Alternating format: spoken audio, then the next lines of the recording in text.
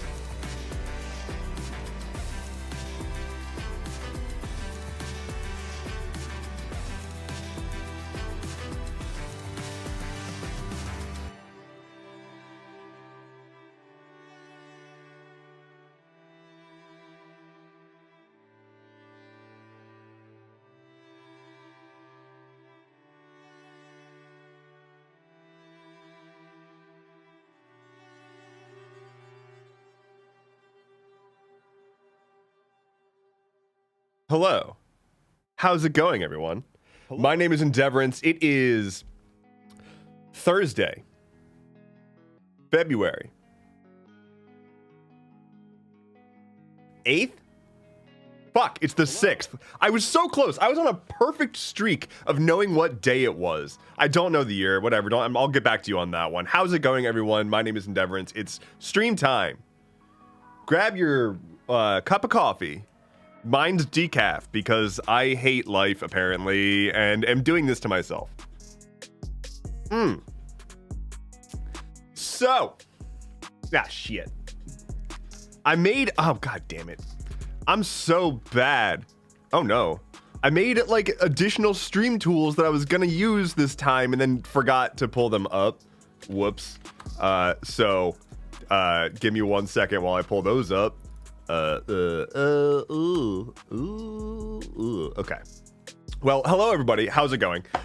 There's no dog today. I'm very sorry about that. It is very shitty outside, and I'll later on, once we're settled in a bit, maybe I'll try to pull off a picture that I took of the dog to prove that he's a little happier indoors than out here right now.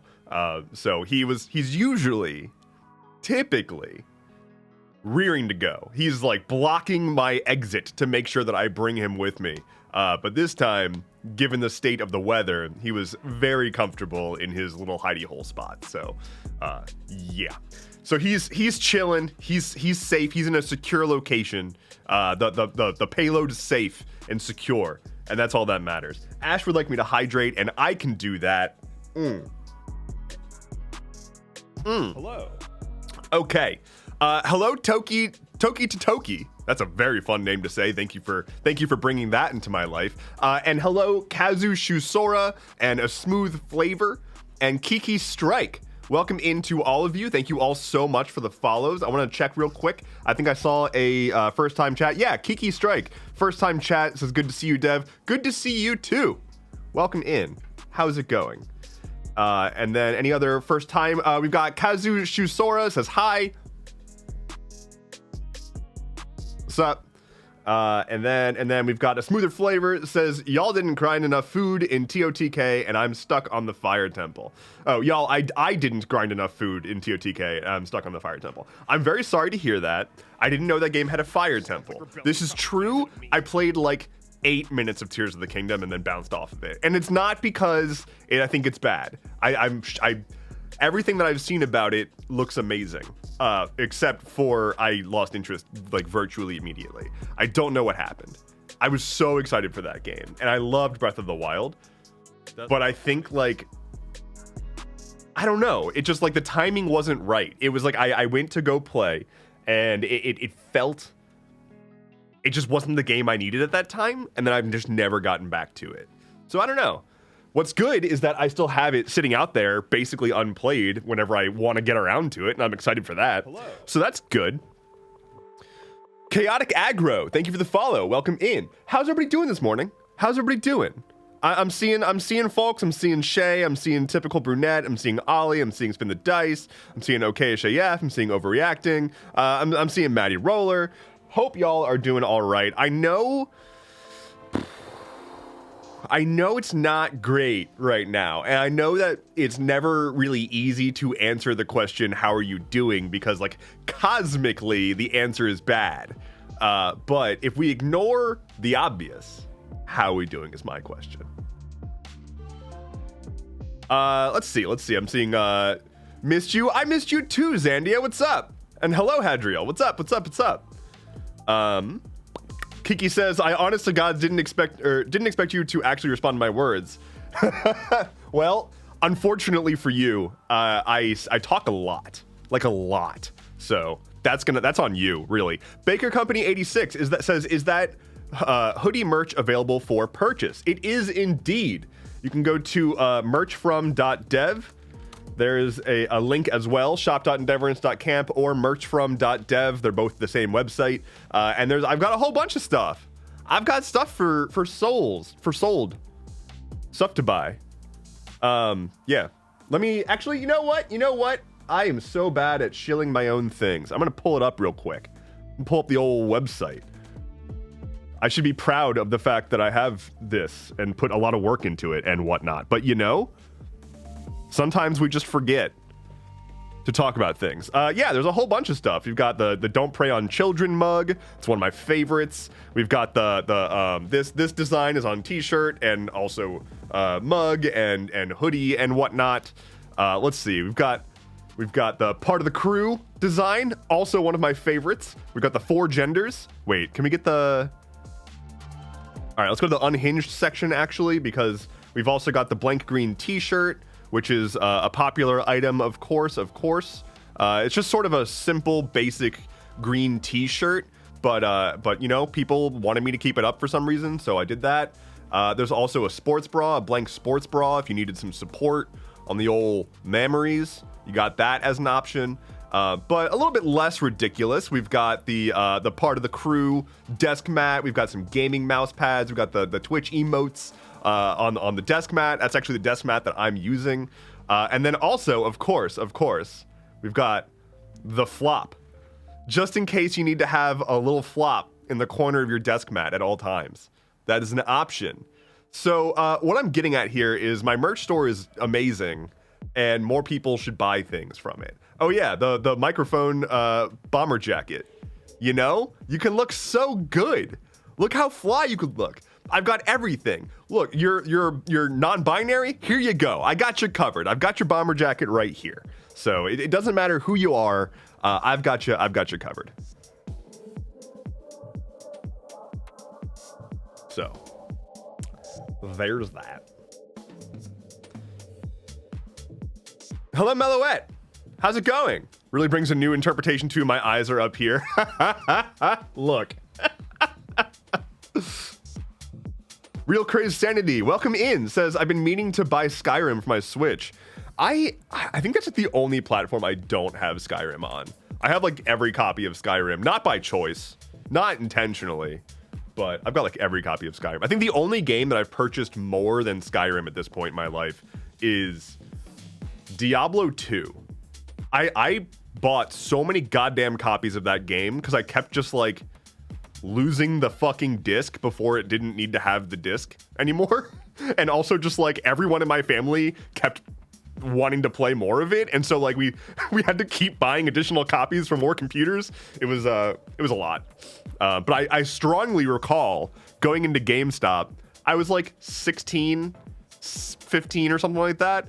And this is Diablo 2 we're talking about. And I understand that it's law, but the guy behind the counter refused to sell me a copy of Diablo 2 because it was rated M, and I wasn't 18. And so like I had to go get my mom, who was like who drove me to the GameStop, and was just like, okay, just like hop out and go buy the game. I don't want to have to go into your stinky gamer store. And I was like, okay. So I go to the GameStop and I'm like, hi, can I have the Demon Killy game? And they're like, no, you're too young and impressionable. So I had to go get my fucking mom to buy Diablo for me. And it was, I don't think I'm ever gonna really recover from that level of embarrassment. Meloette says, I was so sleepy, but Dev Sports Bra made me spit out my tea, so I'm awake now. Weedy Potter says, I hear you have a podcast and YouTube channel too. Dang, what a coincidence, Weedy Potter. Also, congratulations, you get 500 brownie points. Yeah, of course. I've got so I'm on YouTube. I also have a podcast. You can search Stuff Keeps Happening wherever you do podcasts. I try to make my content available wherever people want to be at. So I do my dangdest to have options for you. I actually wanted to talk about, this is a good topic before I get into the sad shit. Yeah. So I am super excited to say that my YouTube channel recently has been like popping off, which is incredible and humbling and very funny. So I've nearly doubled my YouTube following in the past 28 days. Like my analytics for the past month show that I have nearly gained 100% more followers in the past 28 days, which is wild because like that puts me at a total of like near 25,000 subscribers, which is wild because I've been posting to YouTube consistently, like at least once a week for years, and nothing happened until now. So call me oddity. Great point, says TikTok ban. That's what I thought too. Amazing. But the interesting thing is that it's not people coming over from TikTok. I mean, that is a portion. Like I've had spikes in the hundreds of subscribers from directing people to talk or to check out my YouTube. But this is in the thousands of subscribers, and a lot of the comments that I'm getting it's not even Blue Sky. They're finding me on YouTube. This is a complete inversion of everything that I've experienced so far on YouTube. YouTube is an extraordinarily difficult platform to grow on organically, because YouTube's algorithm is entirely based on prior watch time. So your videos only get shown to people if people have seen your videos. And if people haven't seen your videos, it won't get shown to people. So recently somebody in chat asked me if I had any tips for growing on YouTube, and I said I wish I fucking knew, because I have no idea how you're supposed to overcome that. And so I think what happened is I had a couple of videos finally sort of like break through the mold, where like the vast majority of my videos up until now would struggle to break 1,000 views. My most recent one passed 50K last night, which is like the most views I've ever gotten on a YouTube video ever by far. And like, it's really welcome. I've been working really hard for a long time. I'm still humbled by it. And the people who have been following me on YouTube have been so incredibly supportive. I saw somebody in here said that yeah, Mechtel says, hello, I'm joining after finding you on YouTube yesterday. Thank you for being here. Like, thank you. It's been so lovely because like, I'm also getting a ton of comments of people, again, identifying themselves as people who have never seen me before. They're like, this is the first thing I've ever seen from you, and I am on board. Like, so many people have just been saying like, I'm 2 minutes in and I just hit subscribe. This is great. And it's so cool because like, it's been so long since I've had a completely new audience, because I've been on TikTok and short form outlets, and most of my communities have been people who found me through those spaces. And that like initial growth moment is now years ago. Like, if you look at the growth of my account, or really any TikToker or any short form creator, you're gonna see like it goes flatline for a bit, and then they're gonna have a bit of a spike, and then eventually they're gonna spike real hard, and then they taper off, and it starts to take a long time to get new followers again. It's been so long since I've been anywhere near that, and now I'm kind of like back in the, oh, okay, learning the platform, figuring out how this works, and yeah. But again, YouTube is now my primary focus platform. Like, it's where I'm going to be putting my effort in producing video. Short form will be coming sort of secondarily to that. So, good timing. But yeah, I'm thrilled, and thank you so much to everybody who's followed on YouTube and come over here and hanging out. I've been doing this for a while. And I'm humbled by the community that has formed around all of this, and I encourage you to engage with them, because they are the greatest people that I've had the pleasure of interacting with. So thank you all. Man, decaf just does not do it. It just doesn't do it. It doesn't do it. I'm on month 2 of trying to reduce my caffeine intake. I didn't sleep great last night, and I'm still trying to stick to my regimen. So this morning was a cup and a half of coffee, of like caffeinated coffee, and I'm trying to trick my brain by just having decaf, and it kind of works, but mostly doesn't. Okay, I will say there is one side effect of the YouTube thing, which is because it's a whole lot of people who have never seen me before, and because it's still kind of like figuring out where I belong in the algorithm, I am also getting nowhere near the volume. Like, I'm getting a ton. Like, the volume of positive comments is overwhelmingly wonderful. It's lovely. Thank you. I would say 1 in 50, 1 in 70 comments maybe are just a classic, a hater. Yeah, as Overreacting said, a classic hater. But like, it's funny because they didn't intend to be a hater until they realized that they need to now be a hater. Because it's typically, they watch my stuff, they're like, wow, this guy's saying good words, and he's a white man with a beard and a deep voice. I bet I know exactly who he is. And then I start like criticizing, usually almost explicitly, it's if I criticize a right-wing figure, that's when they get upset. And then they freak out, and they're like, oh, well, I thought you were smart, but then you started blah, blah, blah, blah, blah, and now I'm wasting my time. Or like, I tried to like your video, but then you started saying things that I didn't like, and bye. And I'm like, okay? Like, imagine going in, imagine like walking into a restaurant and not looking at any of the signage, and then ordering some food, and they bring you like an appetizer, and you're like, wow, I really like this appetizer, this is delicious. And they bring you the main course, and you're like, I'm allergic to this. Why would you do this to me?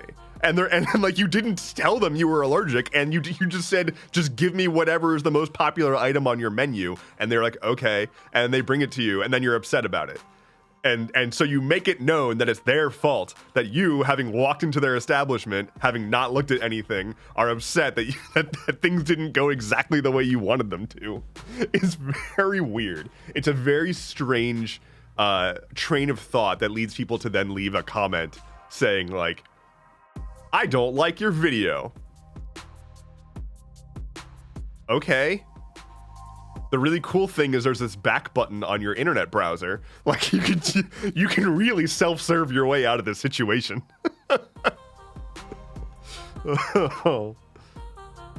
Macdell says, thanks for the engagement, dinguses. Yeah, and I mean, like, I usually say, like, hey, just so, like, Starlings. Ooh. For an elder is among us. Milo at 21 months.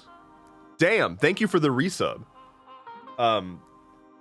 Yeah, I will frequently be like, hey, just so you know, if you comment, you're just gonna see more of my stuff. So, like, I don't know what to tell you. And they get mad at me when I tell them that, which just adds more engagement. But I don't like to, I know a lot of creators will like intentionally fuel that for the engagement, but I just don't have the mental capacity to to deal with a flow of hate. Like, I just don't need that. So I very liberally use the hide this user from channel button that YouTube offers, which is essentially a shadow ban button. In the actual definition of the term shadow ban, which is a system of banning someone where they don't know that they're banned and they can keep using the service as normal and no one ever sees their stuff. The term shadow ban has kind of gotten like mixed up with suppressed content, but this is an actual shadow ban. So you can just click a button and the person is not aware that they've been blocked from your channel, but if they try to leave a comment, it just looks as if nobody's interacting with them anymore. So it's a really great way to just quietly filter out moronic voices who crop up in the comments. So that's typically how I approach that.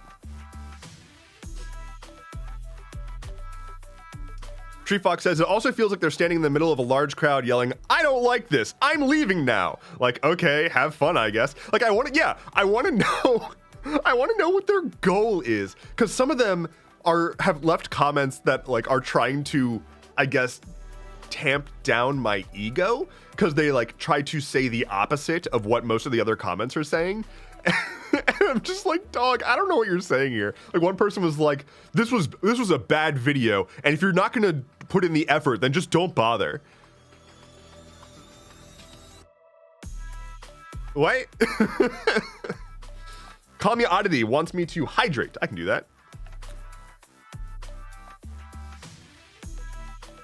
Okay, so yeah, Okayish says, got a jet, have a great stream, bye y'all. Well, thank you so much for the lurk. Thanks for hanging out, good to see you. Beans Kitty, welcome in, says, haters are hilarious. Some of the things they say are just so out of pocket that cracks me up. Yeah, they're trying to, the most frequent hate that I get happens because, again, they were lured into a false sense of security because they thought that I was like one of them or something. And when they realize that I both disagree with the state and believe that trans rights are human rights, and then they can't fucking compute that, they freak out, but they've already established in their mind that I fit their like archetype of like nice white boy. So then they try to come after like my masculinity because they've already identified me as one of them. And so they try to go after me with insults that would maybe work on them. So I get called a soy boy frequently. They very frequently try to go after the fact that I hold a prop, and they're like, oh, I bet you think that makes you look real strong. And I'm like, it's a gag. And what? So like, in the year of our Lord 2025, I have been called a soy boy. And I don't know what to make of that. The other thing that happens very frequently is they will make up their mind about who I am, and it'll be completely wrong. And then they'll be mad at the version of me that they just invented, and they'll rant at that person. And I don't know what to do with that, because it's not me that they're upset with. It's not even a straw man. It's just a imaginary lib. Because like they'll hear me say something that is like relatively soft or like, you know, supportive of marginalized people, and immediately they will jump to like, oh, I didn't realize that you were a huge Democrat and Kamala Harris stan and blah blah blah blah.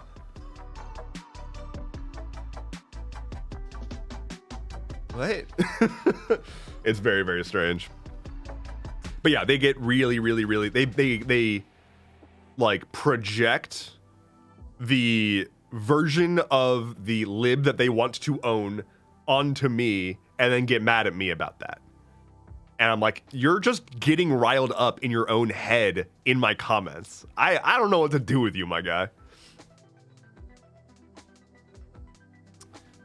Real Crazy Sanity says more about them, about you. Says more about them than you. I assume is what. Yeah, them than you. Totally. Yeah, it's just like they're looking for a comfort. They want the comfort of not having their worldview challenged. And they thought that they were in a safe space for that, and then their worldview was challenged. And what's even harder is the fact that, like, I have a lot of opinions that they 100% agree with, but those opinions and those stances are formed from, like, a strong moral foundation. Like, I start with my worldview and morals and values and then extrapolate how I want to interact with the world from there. They're going the other way around. And when they have to then be faced with, like, oh, he's saying all the things that I want to say, but then they realize that it's not coming from just a place of, like, having been given instructions and hatred, then they get all uncomfortable.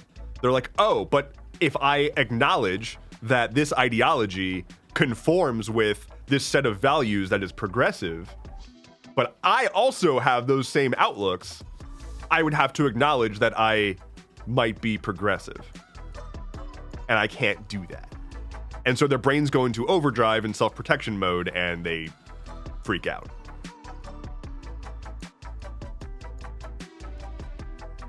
Overreacting says, this happens to my spouse all the time. Big bearded lumberjack veteran. People say the most off-the-wall shit to him and will flat out tell him, and he will flat out tell them how wrong they are. Thankfully, people aren't brave enough to talk back more IRL. Yeah, like, that happens to me all the goddamn time, and I hate it. I'll like be, will have like a contractor come to my house to do something, and they'll try to like shit talk their wife to me. I'm like, what are you doing? I don't want to hear you dump on women. What? Why would you think that this is an okay thing for you to say to me? What?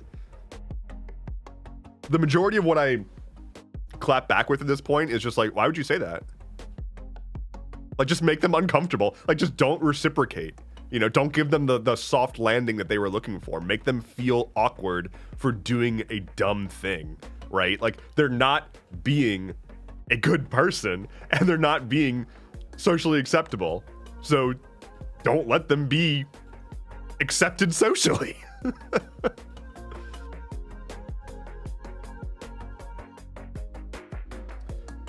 Mechtel says, I can't imagine people not sussing out the vibe first. You came up on a recommended list after another new find creator, a post-capitalist permaculture homesteader who was giving tips on how to panic productively in our new normal.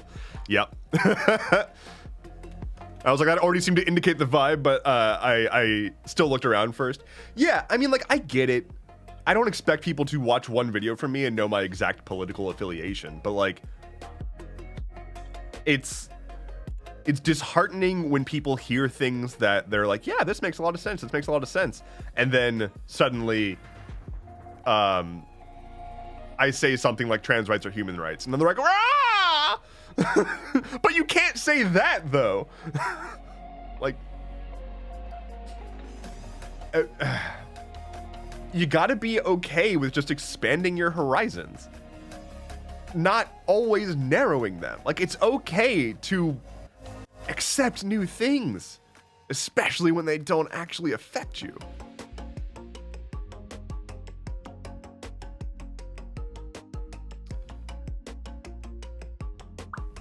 Shay says, I just watched the entirety of the alt-right playbook, and this sounds almost exactly like all the points made there. The best response to someone who said something is, what do you mean by that? It makes them defend themselves. Yeah, the second that you make somebody defend their shitty stance, they've lost. They've never been challenged. They've just been around a bunch of people who are like also angry and also xenophobic or whatever. And so they actually, if they're actually challenged to explain what they mean by wanting to like make America great or do whatever, they can't, because they've never thought about it. And unfortunately, it typically does not actually result in them making any changes because, again, you don't change someone's worldview with a gotcha. That's just not how it goes. You change somebody's worldview over time. And unfortunately, it takes a long time sometimes. And it has to come from a place where they are willing to change their worldview. If they are digging in their heels, and every time that you try to give them more information, they just dig their heels in more, you're making it worse. They're not going to listen to you. And they're going to take everything that you lump at them and take it as like conspiracy or reason to not trust you. So like you kind of have to wait until they're finally ready. But in the meantime, we make fun of them.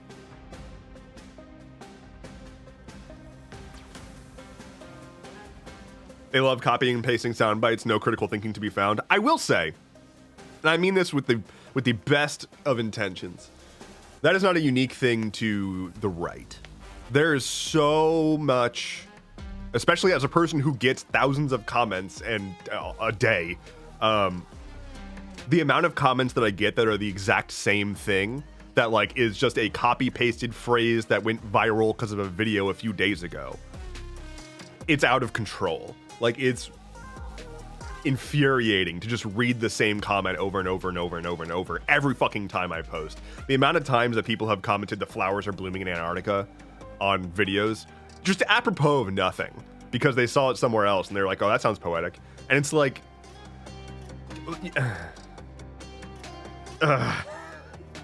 just repeating that doesn't mean anything. It doesn't do anything. Stop it. I don't know. Oftentimes people are just like trying to fit in or engage or what have you, and they've got like nothing really else to say, so they just post whatever, and it's fine. It's like the cute winter boots thing, right? Like people saw it and they were like, oh, this is a way for me to cosplay activism by posting online, which is not a thing you can do. You don't do activism by posting online. That's just not how it works. You can spread messaging, you can inform people, but you don't organize. That's not how organizing works. Like it's not like if enough people post about cute winter boots that we're gonna be saved. It's just not. And like, there's an argument to be made that it could in turn inform people about how to then organize. But ultimately, it seems far more like a honeypot to just make people feel like they're doing something because they don't actually want to go organize. Which is understandable. Organizing is stressful and hard and difficult, so. Macdell says, got to bounce for an exercise stream, but I'll be back in an hour if you're still going. Probably will be. Thanks for stopping by. Nice to meet you. Beans Kitty says the winter boots trend is so exhausting, especially since there's no actual meaning behind it. It's just things are bad. Yeah, it's another example of just like a thing that went like wildfire. Everybody was like, oh, this is what we're doing. Okay, let's do it. I'm a part of something. I'm in on something. It's the same exact thing as Let's Go Brandon. Like, I challenge anyone to explain how cute winter boots and Let's Go Brandon are any different from each other in terms of practical function. They are a code word to say, I'm a part of this thing. And it's not a very particularly well-kept code word because you can just search about it and there are articles explaining it. So that's not how code words work. It's just people online not knowing what to do, and this is where we've landed.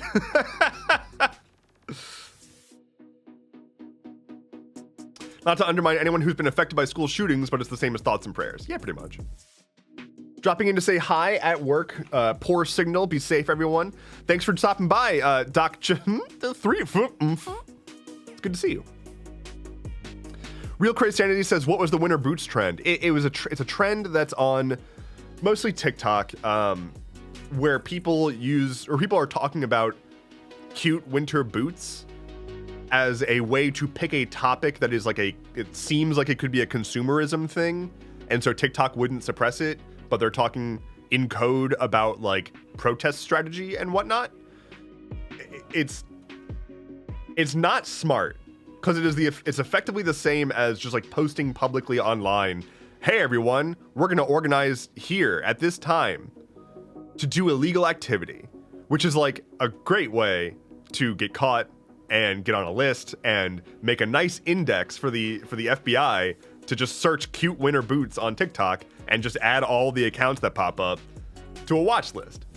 Like, it's not safe. And it's what happens when people who are not activists try to do something out of the good of their heart because they want to do something, but they don't know how to do it. They don't know what is not safe. And so then they try to start a movement, and people who also don't know any of those things see someone starting a movement and they want to get in on it. And then we've got people accidentally doxing themselves and giving terrible advice on how to protest. Like, there are bad actors who will jump into those conversations and try to sound like they are giving good advice, but in reality, they're just fucking everyone over. Like, it's so dangerous to try to do that on a public forum like TikTok.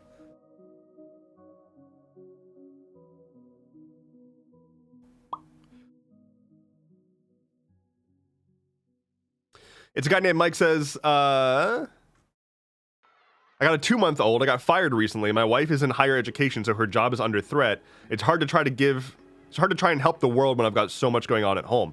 Yeah, like, first of all, get your life together first, right? Like, right now, the thing to do, the default thing that people should be focusing on is survival. Everyone's asking, what can we do? What can we do? How can we fix this? Wrong question. This could have been fixed in November, right? Like, had Harris won, we wouldn't be in a daily, moment-to-moment, unprecedented level of shit show. Unfortunately, that's not what happened. So the question isn't how do we fix this? Because we can't. Unless you are going to be the one to put a projectile in the cranium of specific people, then there's not anything that we can do to fix this. If you want to call your senator, call your congressperson or whatever, like, if that's a thing that you want to do, okay, but like, they don't have power to fix this either. I'm not saying this because it's hopeless. I'm saying this because the way that you find hope is not in seeking a solution, but in seeking survival and community and support.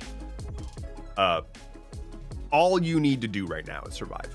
Anything you do above and beyond that is above and beyond. We are at the bottom of a hostile administration attempting to remove any representation of us. There's no expectation that you are going to fix this. No one's asking you to. You're not the hero of a movie. You're just a person. You're an awesome person. You're a kind-hearted person, but you're not a superhero who can snap their fingers and fix everything.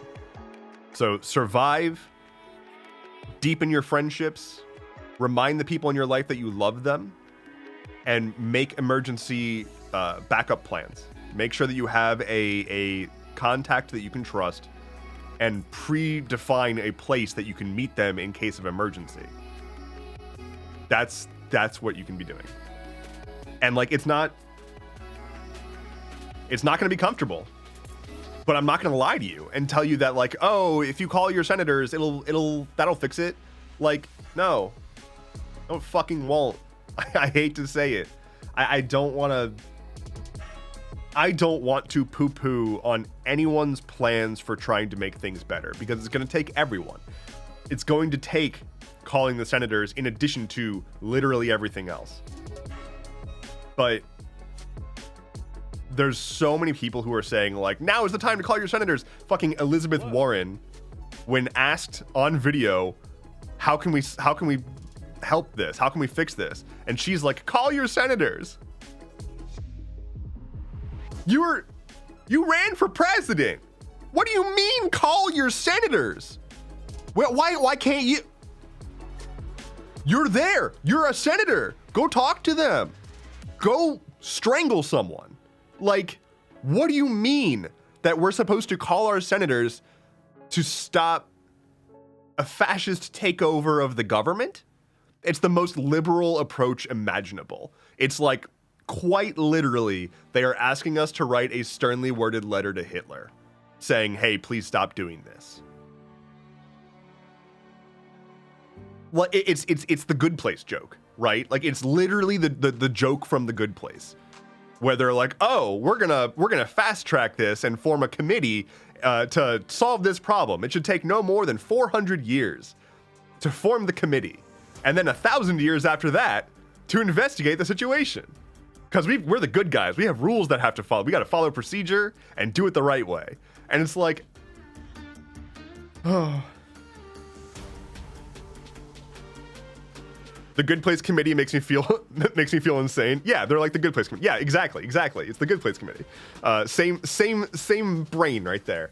And it's just so painful to have elected officials telling us that the way that we solve this problem is to call elected officials. No. The problem is solved with a little vial of arsenic. Hello, Adorkalpus. What's up? Good to see you. I regret to inform you that it is P-E-E-K-S, not P-E-A-K-S.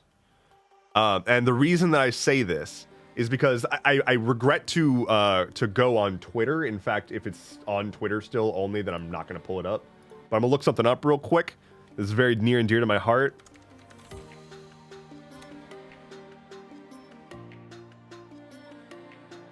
Okay, well, I found a Slate article. Yeah, no, I don't want to look at fucking Twitter, please.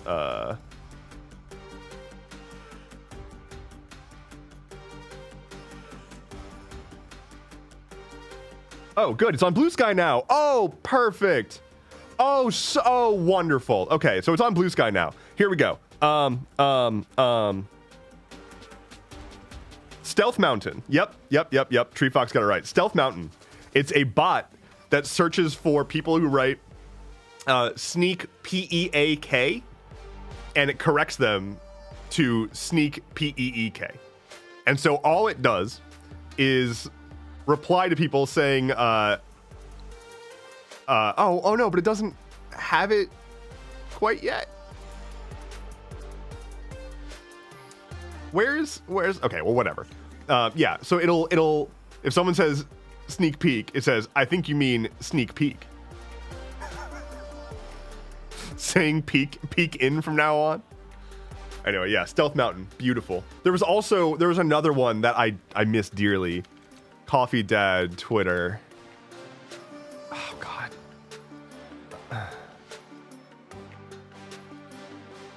There's got to be like a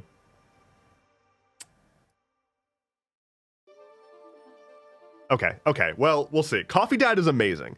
This is like one of those things that is a reason why like Twitter dying is so fucking sad.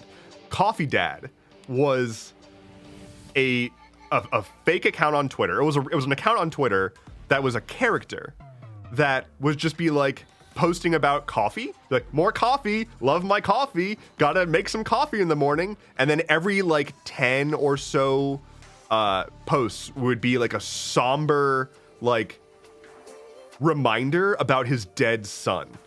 So for example, the warmer months means motorcycles are back on the road. Please do not take a single second of your life for granted. Rest gently, my baby. And then it would immediately go back to being like, can't wait for my afternoon coffee. Love having some coffee. Oh, this is a wonderful dark roast. And like, it would just be a bunch of posts about like very, very short posts about loving coffee. And then every now and then, here we go. The time is now. I need you beside me as we unravel the mystery. Are you ready? Happy birthday, my beautiful son. We are coming. Like, it's so good. It's so good. That is the beauty. That is what we lost. Never forget what they stole from us. Completely unacceptable. We had Coffee Dad and now it's gone. Sounds like something that I would do. Yeah, pretty much. It's exactly my type of humor, which is probably why I loved it so goddamn much. But, whew.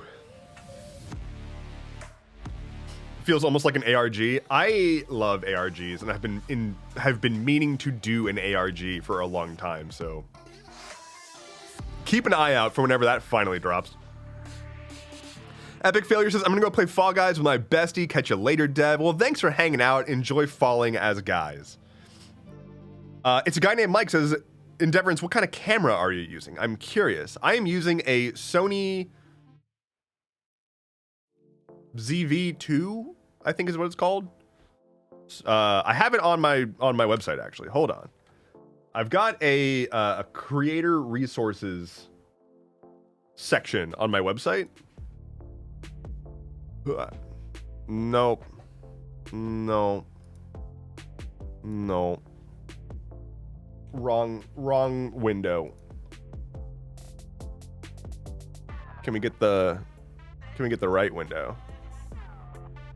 Why are you like this?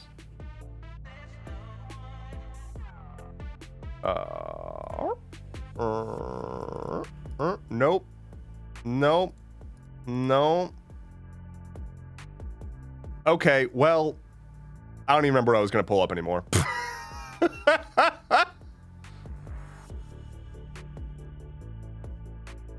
You know, it's just how it is. Literally, what was I gonna go pull up? What camera was I using? Oh, the creator resource page. If you go to Endeavorance.camp, thank you, I did beef it. If you go to Endeavorance.camp, here we go. I'll just do this. You can go to streaming AV setup, and I've got all of my stuff here. So yeah, the Sony, it's the ZV-1 Mark II. So, you know, there's that.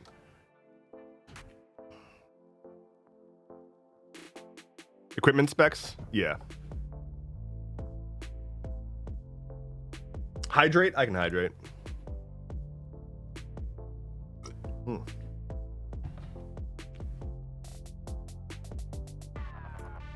Thank you. It's doing a snow here, says Crayley. Hell yeah. I don't think it's snowing here. I'm gonna check. And check if it's snowing, because I actually have no earthly idea. Starlings, for an elder is among us. Nope. No snow here. K's Crown. 23 months. 24, 23, 24, one of the two. How's it going? Hope you're well. How is it going? Let's see. Your streamer resource, what you use. Thank you. Yeah, I did take I did take my meds this morning. I promise.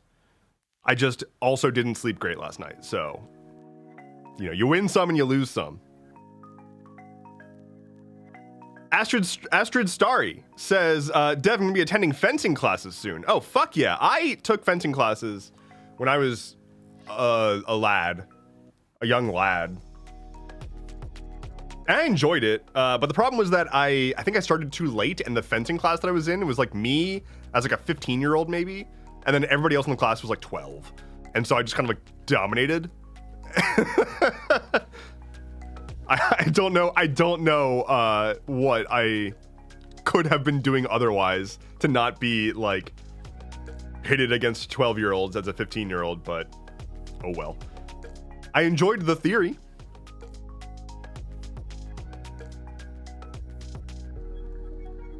Maddie Roller says, bookmarked the page because this is very helpful. Thank you, Dev. Absolutely. It's not as comprehensive as I wish I had it. I really want to do a couple of updates and add some more budget options as well, because a lot of the stuff that I use is not what I would recommend for people who are getting started. A lot of it is stuff that I have like upgraded to after using starter equipment for a long time. So I want to get a like, here is what I would recommend if you have nothing and you have a budget and you're getting started today. I kind of want to do like a like low, mid, and high budget sort of like pack option.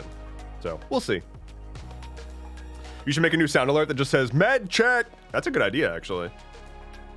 I'm gonna jot that down. Med check redemption. Med check redemption, my favorite Rockstar game. I'm gonna lower the cost of the Chiron redeemable, by the way. There's a new redeemable It does cost 5,000 currently, but I acknowledge that that is maybe a bit too much. So I'm going to drop it. I'm going to drop it to 4,000.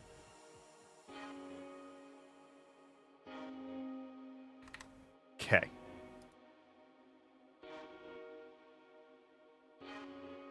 Actually, you know what? I'm going to drop it just because this is the first stream. I'm going to drop it to 1,500 just for funsies. This is the first stream. It does have a 10-minute cooldown, FYI, and it lasts on the screen for 1 minute. So the rules are listed in there. You get up to 40 characters, and don't post anything gross. If you all the normal rules still apply, and if you post something gross or unacceptable, you'll just get banned like you would if you posted it in chat. So we'll see how it goes. I would say I trust you, but I don't. But oh well, I made this feature because that's gonna be fun. So we'll see. Amazing. You bullying 12-year-olds is a hilarious visual. Yeah, well, it was less bullying, more when we would spar, like, I literally didn't have anyone who was anywhere near my size. So, like, I had to. And I had to, like, intentionally just play poorly.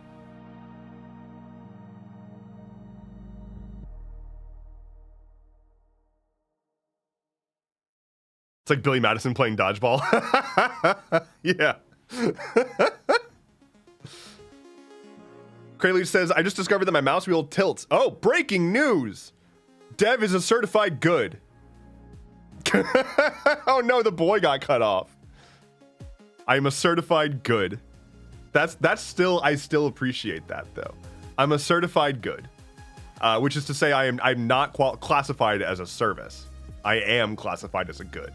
So there will be a tax if you wanted to import me, because I do come from China. I know that it's a bit surprising to folks, but I am purely, this whole time, I've been a secret double, triple, quadruple, quintuple agent for China. So it's a difficult job to have, and it's so complex that I can tell you about it without causing any problems, because you have no idea what level of agent I'm actually at.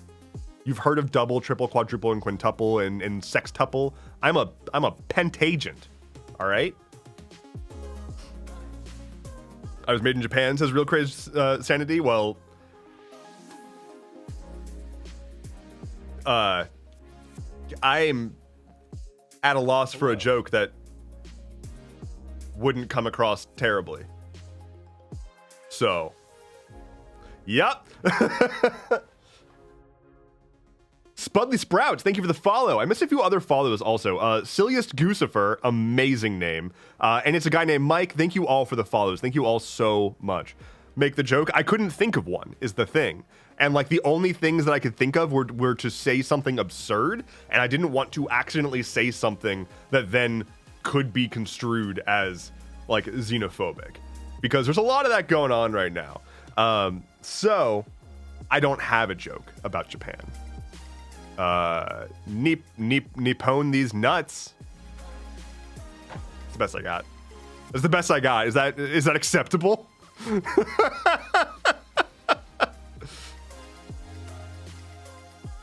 RM Steel says, I wish I was good. I'm pretty sure I'm a Mahi. Fucking got him, Dev. Good.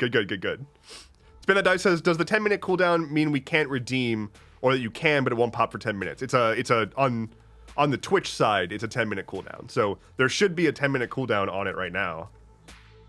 Yeah, it's on cooldown. So you won't be able to redeem it for 10 minutes. And it's also limited to 1 redeem per person per stream right now. I limited it a lot and made it expensive and whatnot because I was afraid of people popping in and just throwing horrible things on the screen. So really hoping that's not the case. Daisy Chainsaw, welcome. Thank you for the sub. Real Crazy Sanity gave out a gifted sub for that. Thank you so much. And welcome in Silliest Goosifer. Amazing, amazing, amazing name. First of all, it says D's nuts. It's always acceptable. Absolutely. Peak comedy. It's up there with 420 and 69. Honestly, it's a guy named Mike says. So what you watching lately? Any recommendations? I just started rewatching The Good Place. Actually, funnily enough, because I wanted like a really good, like solidly enjoyable show that has nothing to do with anything. Watched Arcane recently and then watched it again. Very, very, very, very, very good. Honestly, I've been going back and watching the early MCU movies because I have a weird thing where at night, part of my like trying to fall asleep regimen is putting on a thing that I don't need to think about. Like if I'm going to watch a show, it needs to be a show I've seen 1,000 times. Or if it's a movie, it needs to be a movie that's not going to challenge me. And so like the older MCU movies especially, and I just don't care about the new ones really, but like the older ones especially are like, I know exactly what to expect. If I fall asleep at some point and wake up, there's no like, what's going on? It just is what it is. So here's my review of I watched Iron Man 1, 2, and 3 recently. Iron Man 1 holds up, still pretty good, except for the whole, you know, like really leaning into the whole essentially just being a pro-US military propaganda campaign kind of thing. But Iron Man 2, also pretty okay. Iron Man 3, bad movie. Iron Man 3 is a bad movie. Except for a few parts that were really, really good. There's a thing that I noticed in Iron Man 3, which, if you're not familiar with Iron Man 3, which, congratulations, the plot is essentially Iron Man doesn't have his iron anymore. He gets his iron removed. They take all the iron out of his body. And so he doesn't have his suits, and he's also, like, in Tennessee, I think. So two really unfortunate situations. And he essentially has to make a comeback without having his tech or lab or whatever, and also other shit's happening. But it's mostly a movie about Iron Man dealing with PTSD. And like that's a cool approach to an Iron Man movie, given that he's otherwise like very, you know, on top of everything all the time. Robert Downey Jr. did an actually amazing job with several scenes in that movie where he has a panic attack. Like he has like an anxiety attack as he's dealing with PTSD. And what he, like the way that he actually does the panic attacks on screen fucking messed with me. Like it was exactly how panic attacks look for me.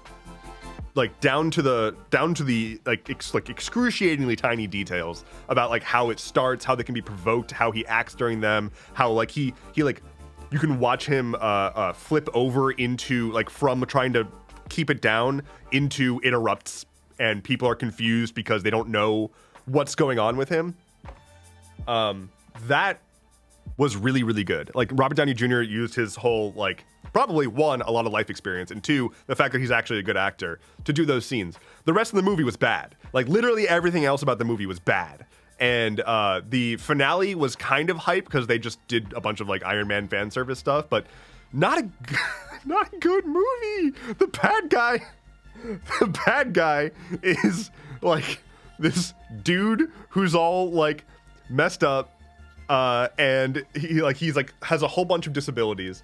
And way back in the day, he tried to like make a business proposal to Tony Stark, only to be like messed with instead. Like Tony Stark pulls a dick move and tells him like, "Oh, meet me on the roof of this building." So the guy goes and stands on the cold roof forever, and then never meets Tony Stark. Flash forward however many years, this guy ends up making like a bio enhancement company that can regrow limbs and whatnot, but also for some reason makes it so that you have fire abilities. Like you can touch things and like melt steel and whatnot, but then you can also overheat and explode. And so there's like people out there who are overheating and exploding, and that's not good. But then also the biohacking company wants to kill Iron Man, I guess, but they're also staging a fake terrorist attack. Like they invent a terrorist to try to fuck with America to get America to buy their biotech, I think, is the plot.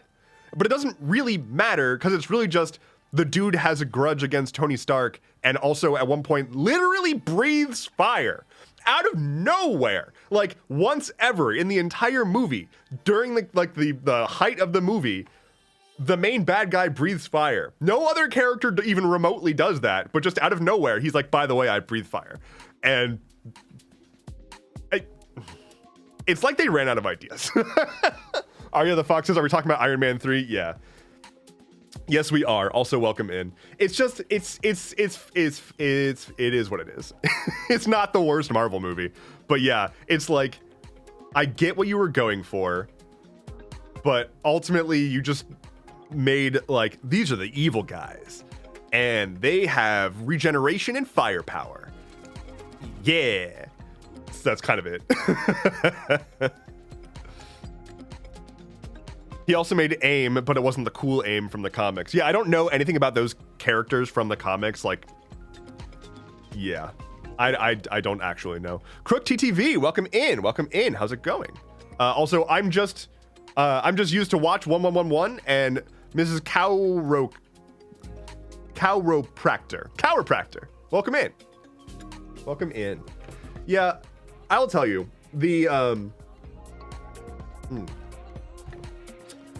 the series, the franchise that I go back to an embarrassingly frequent amount, and I'm not saying this is a good franchise, but I'm saying that I've seen it a trillion times and I'm going to probably watch it another trillion times, is Pirates of the Caribbean. It's like, it's my go-to comfort adventure movie, and I don't know why, aside from pirates. I mean, obviously I like pirate shit. But like, they're difficult. By the end, once you start getting towards the end of that franchise, it is hard to get through it. Pirates 5 is a difficult movie to make it through. Pirates 1 is objectively a great movie. I don't think a single person would be like, Pirates of the Caribbean 1 is a bad movie. Like, it's at worst, it's a big budget Disney movie and like not it's whatever, but it's a good movie and it holds up. You can rewatch Curse of the Black Pearl as much as you want. It's a good movie. Jeffrey Rush is fucking amazing. The second movie is fine. I mean, like they introduce Davy Jones, and what's his name that plays Davy Jones is amazing. The third movie, all right, okay, pretty good. Disappointing end, but pretty good. They have built up this massive plot that was supposed to end in this gargantuan naval battle, and then ultimately it's just two ships fight each other for a little bit, and that's the end of the movie. I'm like, okay, I really enjoyed that, but I was looking forward to giant naval battle and seeing like all the different types of pirates doing crazy pirate stuff, and that just doesn't happen. Pirates 4. They do a departure from the core cast, right? They do a departure from Orlando Bloom and girl, Keira Knightley. Is it Keira Knightley? I think it's Keira Knightley. There's like 3 white women that are all the same white woman, that are all Keira Knightley. Anyway, Pirates 4. Pretty good. Blackbeard, I like Blackbeard in that movie. There's the subplot of the priest and mermaid fucking is fine. Hello. I don't care, but it's there. Yeah, Natalie Portman is Keira Knightley. 4 was definitely like, okay, you're trying to do something new. It kind of worked. 5 is a brutal movie. 5 is Johnny Depp was not sober on set once. Like, it is, Jack Sparrow is doing nothing. Like, it is events are happening around Jack Sparrow, the movie. He doesn't do anything in that movie. Like, even in action sequences, he's just kind of being thrown around and things are happening around him and he's just kind of getting lucky that things aren't going badly. And like, the entire movie is that. The problem is, the 5th movie has an amazing villain that they do nothing with. Like, anytime that he's on screen, it's awesome. but he was also too expensive. And so he has like 13 lines in the movie and one scene where he breaking. Proud of you, son. Thank you. He has one scene where he gets to tell his backstory. And it's like the best scene of the movie because they just let the villain be the villain guy. And he gets to talk for a bit, and he's terrifying because he's like an admiral that died from drowning, and so he's he's stuck like sort of between death and the afterlife, and so him and all of his crew are all like decomposing bodies they're filmed underwater. So like his hair looks like he's underwater and it's like flowing around him and shit, and like all of his clothes look like they're like being like affected by currents, and so he looks awesome and he's like so cool, and then he dies. and the movie just kind of happens. And then they bring back Orlando Bloom for like a half second also. So anyway, that's my comprehensive overview of the Pirates of the Caribbean franchise. Welcome to my stream.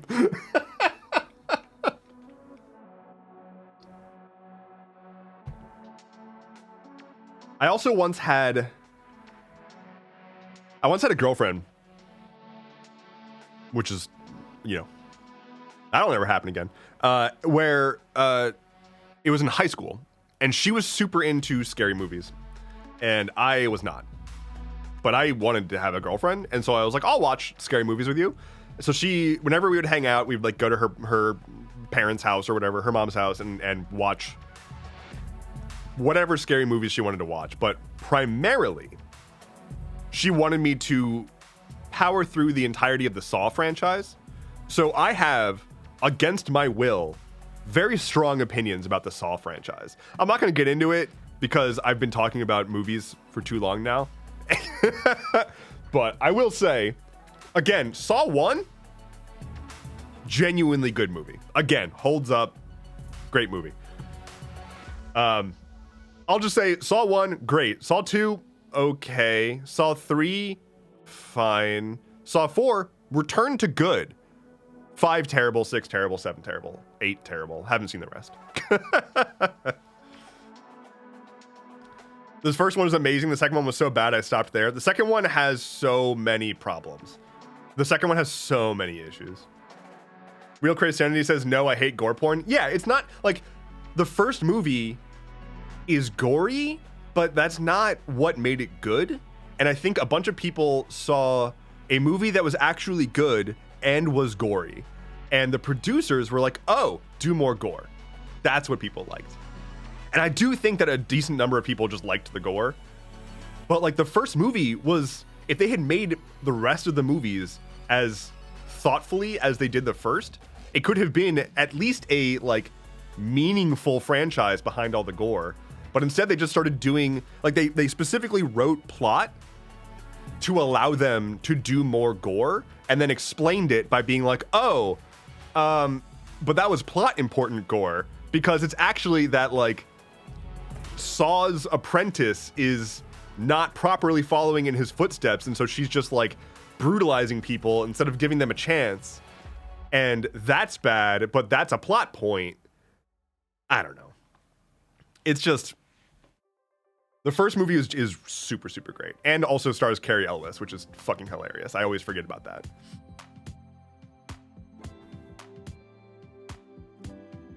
Inky says, yeah, no thanks, I can't do that stuff. My brain likes to put it on repeat for like days after. Oh, yeah, all the gore and whatnot. I mean, I wouldn't want to go back. I don't think I would want to go back and watch it now. But at the time, it was pretty fun. Weedy Potter says, I always go back to Atla and Legend of Korra. Yeah, like that's one of my core like fall asleep shows. But the problem is I've kind of like burned out on them. Like I've watched them on loop so many goddamn times.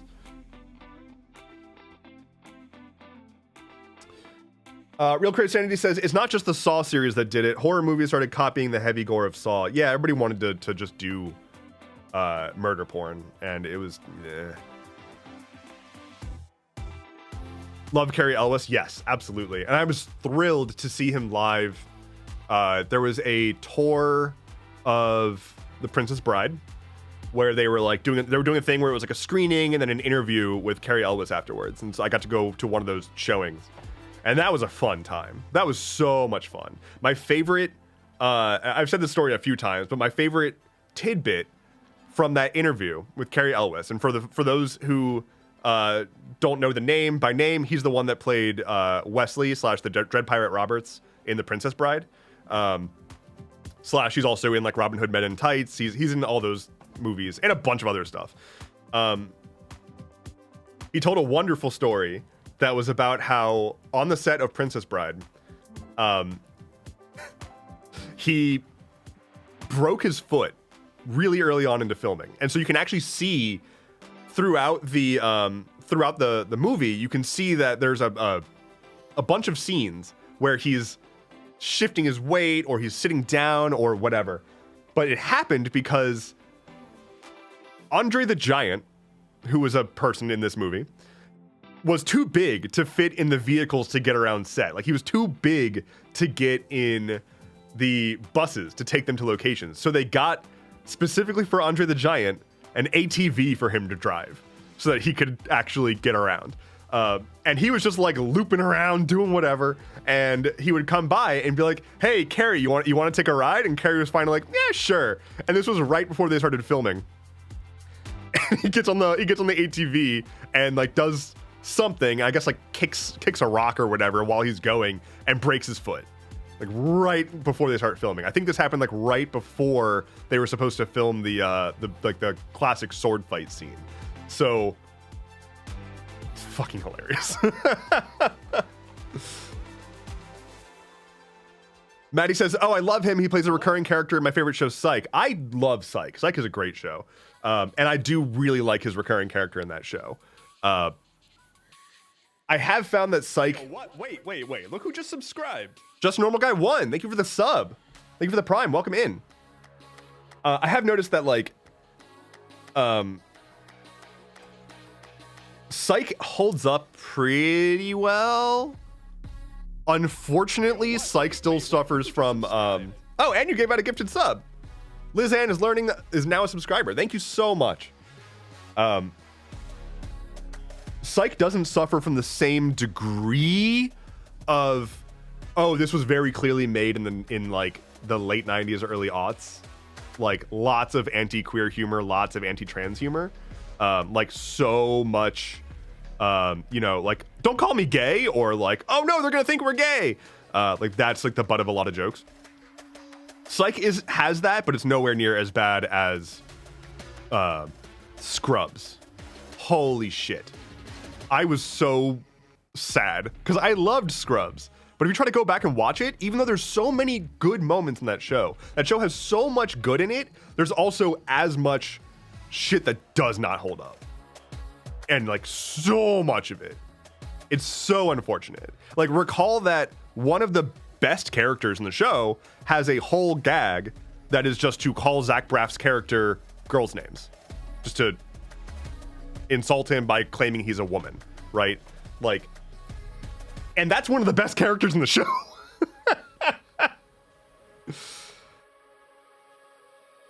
Scrubs is good, but oh crap, it does not hold up. Yeah, like Scrubs has incredible episodes. Like, there are individual episodes of Scrubs that are fucking amazing. The classic one being the one where Dr. Cox doesn't realize he's at his own best friend's funeral because he's been hallucinating that his best friend is still alive this whole time, and they show it to you, the viewer. They show the hallucination as if he is still alive, and right at the very end, you find out that you've just been sharing in this hallucination this whole time, and he's actually finding himself in denial at his best friend's funeral. Fucking amazing. Incredible. Unfortunately, there's so much stuff that's worse. My absolute favorite line from Scrubs, though, is, and this is a deep cut, just to show you how much I truly did love this show. The guy that played Zach Braff's brother, who went on to play the bad guy in the Flash series, like the on WB. Zach Braff's brother character is like a deadbeat or whatever, and at one point he comes over, bit character in the show, I forget all the exact specific reasoning for why. I think he was like heartbroken or upset about something, and he's basically just like living in the bathtub at Zach Braff's apartment. He's just like sitting in the tub for like days. The tub is like filled with water or whatever.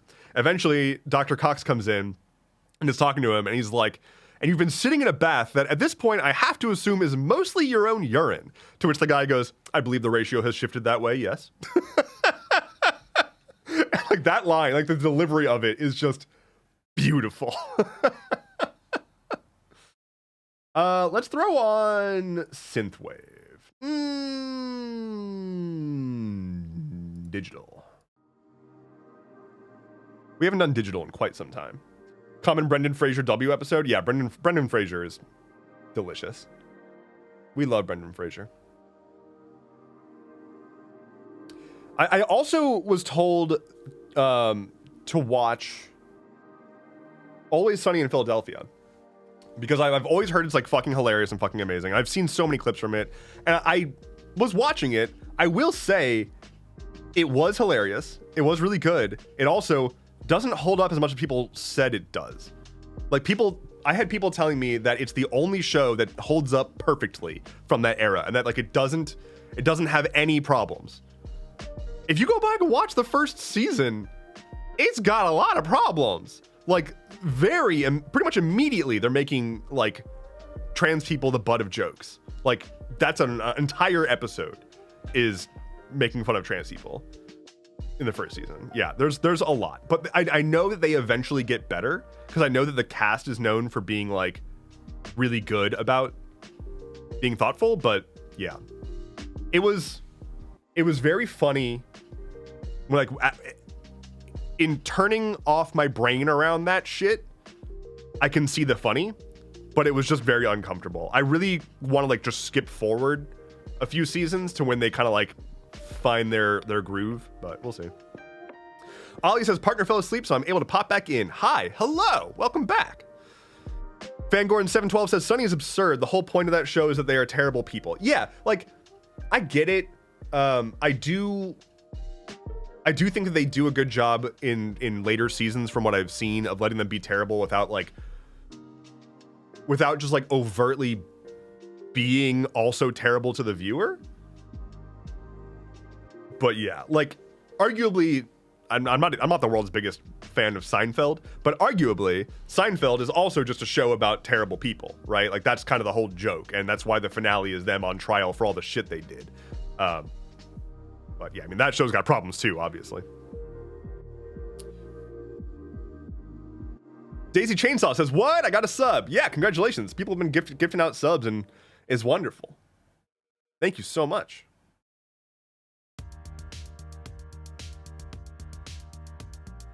Ginger T says, I had one of those moments when I went to rewatch the original Star Trek. Like, I've come to expect some bad scenes, but yikes.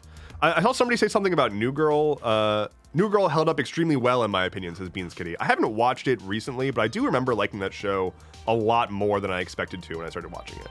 But I kind of can't stand Zooey Deschanel anymore, so I don't know what to do about that, is the problem.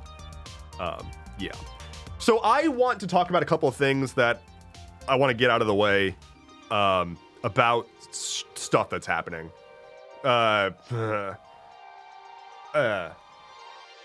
Are we good to pivot?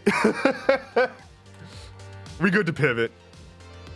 There's a racist episode of Seinfeld that doesn't get put on Syndicate. I will actually say, on the topic of episodes that get pulled for iffy shit, Community very famously has an episode that got pulled that is very difficult to wrap your mind around it. It's the episode where they're playing D&D, and Ken Jeong's character covers his entire body in black paint to be a drow, to be like a dark elf, and they make a joke about how it's unacceptable that he has blackface on, but then the joke is then it's not racist, he's a dark elf. Long story short, they have him. They make a joke about blackface.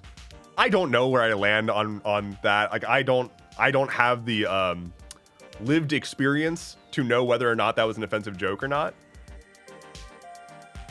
It's a very fine line to make jokes about blackface, right? Like it's a very, like Robert Downey Jr. did it, right? Like in Tropic Thunder, they did blackface as a joke because of the narrative, like because the character that Robert Downey Jr. was playing was a like white actor in Hollywood who was taking roles way beyond anything he should be doing. Hello.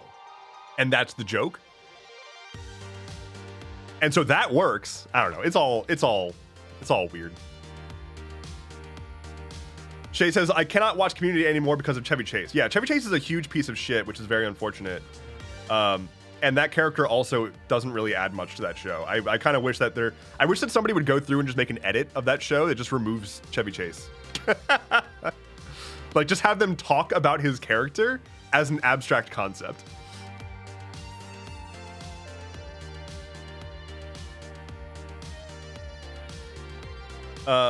Yeah, I don't have access to the hill to die on it, but they could have cut the scene like they did with Scrubs, not pull the episode.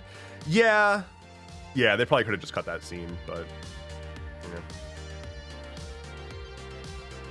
Okay, let's pivot real quick. I want to talk about a couple things. This is actually kind of important. Perfect timing, overreacting. Thank you. Wonderful. Stuff indeed does keep happening despite my best efforts. So there is, and let me see if anything has changed since I started streaming, because this just can't fucking stop. Yeah, more or less. Yeah.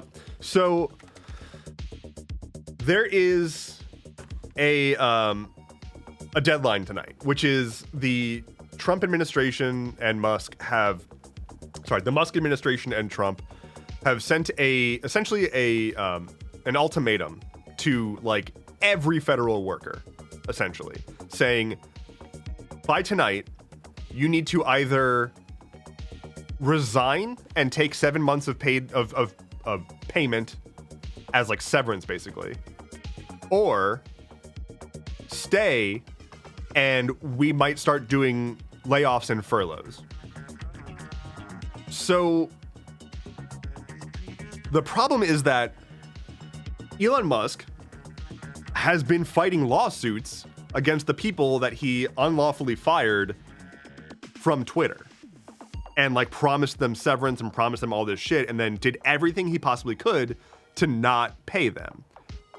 Also, this isn't how the government works. It's not how funding works. It's not how anything works. So what they're basically saying is, hey, entire federal employee base, which is over 2 million people, the federal government is the biggest employer in America. You all need to trust Elon Musk and Donald Trump to follow through with paying you. The two worst possible people to trust to follow through with paying you. Like, both of them have a long storied history of not paying people. And if you take that deal, you're forfeiting your livelihood. Doesn't matter how long you've been working here. And if you don't do that, we're still going to threaten layoffs and furloughs arbitrarily just to keep you scared. And so no one knows what the fuck to do. And like, it's going to be a really interesting evening because like the deadline is tonight and we don't know what to expect from all of that. A bunch of people are basically saying, don't take it. There's no way you're going to get that money. But what's really unfortunate is a lot of the support that we're seeing from the right for Trump and Musk doing all of this is a blind hatred for the government, right? Not the government, but the government with B's. They don't know how much they don't understand about how reality works, especially as it relates to the American government. And as an anarchist who would prefer a very different structure, I would also prefer to minimize human suffering. And what they're asking for is essentially to evaporate the United States government to allow the most selfish imaginable people to be kings. Like, that is what they explicitly want. They don't actually care about that second part. They just hate the government because Reagan said that a lot and people have brain rot, and that's just become a meme. It's funny and edgy to hate the government, and then people hear people hating the government and see that that's cool, and so they just start fucking doing that, and they don't know why. And because they hate the government without actually having values that describe why they are against the state, they just hate anything that's related to the government arbitrarily, regardless of what it might do or mean. And so while there's a lot of really bad shit in the government, there's also a lot of shit that doesn't need to go away, at least not first, and not right now, and not immediately, because people will die. So the whole, like, unfettered support for, like, yeah, rip it apart, or like just people hating government federal employees because they think, when they hear federal employee, they think like a Fed, they think FBI, they think ATF, right? What they don't think is someone's grandma who has been working in some government place for 40 years, doing a good job, just making sure things are moving. Maybe she's making sure that Meals on Wheels gets their funding so that people can be fed.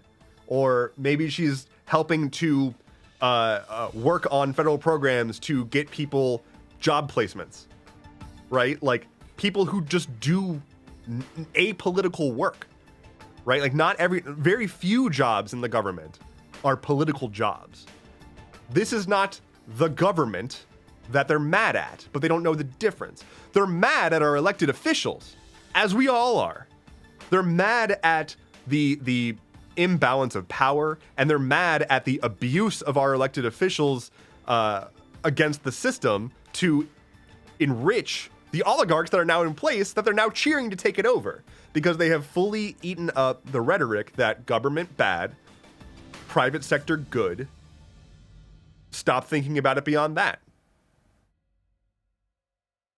Like, virtually every complaint that people have in this country is due to private corporations meddling.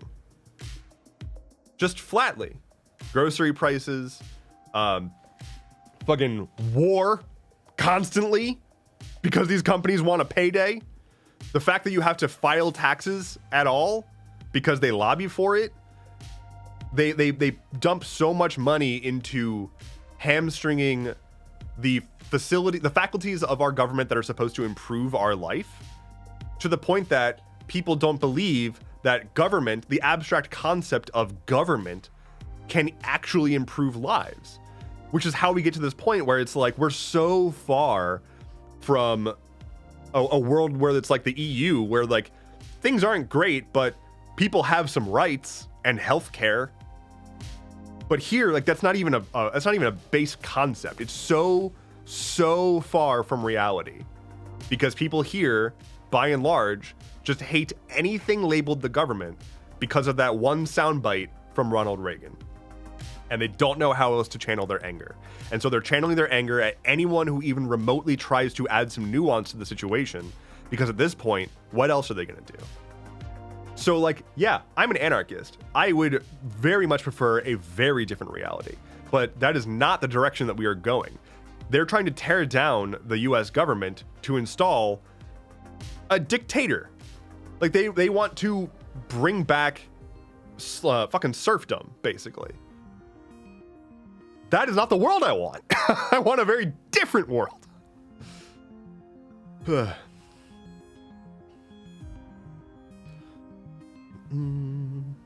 Mania Gamia says, not looking forward to the president sending troops to the Gaza Strip.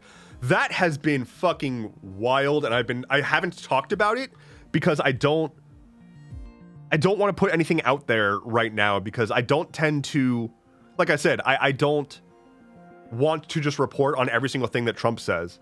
But unfortunately, he's just saying things, and people have to take it as policy, because how else can you take it? And then everything's just blowing up. And so, like, he's he met with Netanyahu. I guarantee you, Netanyahu was like, "Hey, I'll give you Gaza if you let us expel all the Palestinians." 100%. He was like, "Hey, Trump, you can have it, and we'll call it like Trumptopia." Like easiest fucking play of his life, right? All he has to do is say, you're allowed to have this strip of land for you to develop as your own. And immediately Trump's like, yes, because he wants to just have a place that he can name like Trump Town. That's why he wants to buy Greenland. That's why he wants to add Canada as the 51st state, and why he wants to go after the Panama Canal. He wants to acquire net new land to leave a mark on this country that is named after him. And yeah, he wants to be a king. So he talks to Netanyahu, and then he goes on stage with Netanyahu and says, "We are going to evict all of the people in Gaza and then level it and then rebuild it, and America will own it." That is what he went out and said. They wanted to, at first it was, we're going to permanently remove everybody from Gaza. Obviously the entire fucking world was like, what? What? He also was like, oh yeah, also everyone in the region loves this plan. Saudi Arabia is totally for it. To which Saudi Arabia had to be like, no, we don't. We're not for it at all. So because like he went out and said this incredibly absurd thing that we're going to evict millions of people from their ancestral home, and then America will now own this strip of the Middle East, the whole world went against it. And then he was like, oh, whoops. We meant temporarily move the people from Gaza, and then maybe they can come back later. Which also, of course, that's still not okay.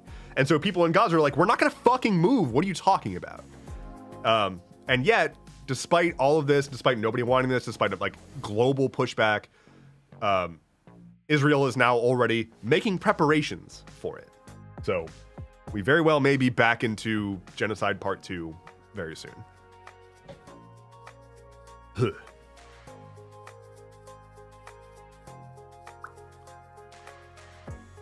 But isn't that the plight of Americans anyway? Evict the native peoples and take over? Are you referring to that interview with Mark Kelly? Oh my God. Somebody asked, I think it was Mark Kelly, senator from Arizona, how he feels about Trump's plan to kick people out of Gaza. And he was like, it's ridiculous. It's not what we're about, kicking people from their ancestral home and taking it over. That's not what America's about.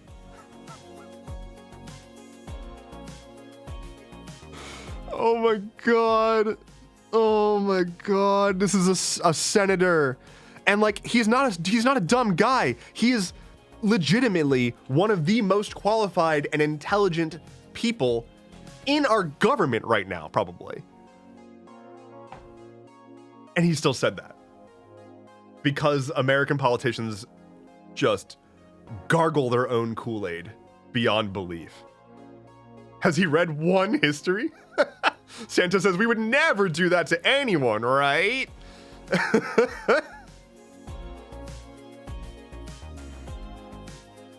Ugh, Mark Kelly, don't even get me started as someone from Arizona. Is he bad? I mean, I don't know anything about him. I don't really pay attention. But I mean, like, he replaced cinema. Gotta be better than cinema.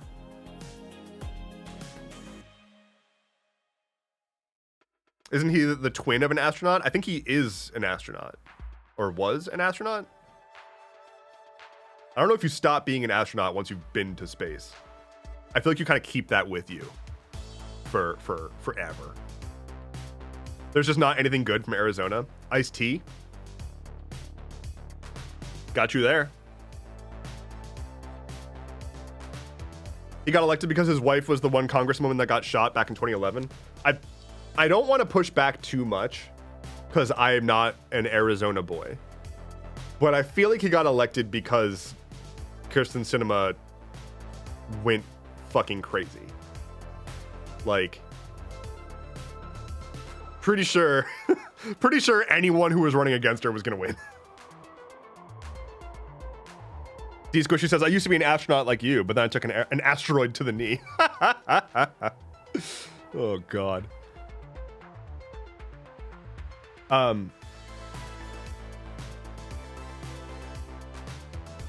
Yeah. So that's what I wanted to talk about, was the Fed buyout deadline thing. Like, we're expecting tonight to see a pretty big deadline, or a pretty big shift in the federal government based on what happens with this buyout deadline thing. But I'm hoping that people just kind of don't take it, because also, again, like, from the perspective of trying to be decent stewards of our tax dollars, this is a fucking stupid move.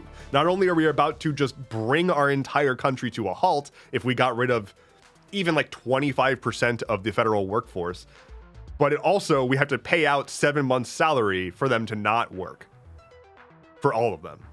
So, like, why is this a thing? And also, it's so, again, because they don't, like, because all of this is happening due to their supporters just hating anything that has to do with, like, the libs and the government, we know that the federal employee payroll is a tiny percentage of our overall budget. We know that even if we got rid of everyone who is on payroll for the federal government, it wouldn't really fix any problems in our budget.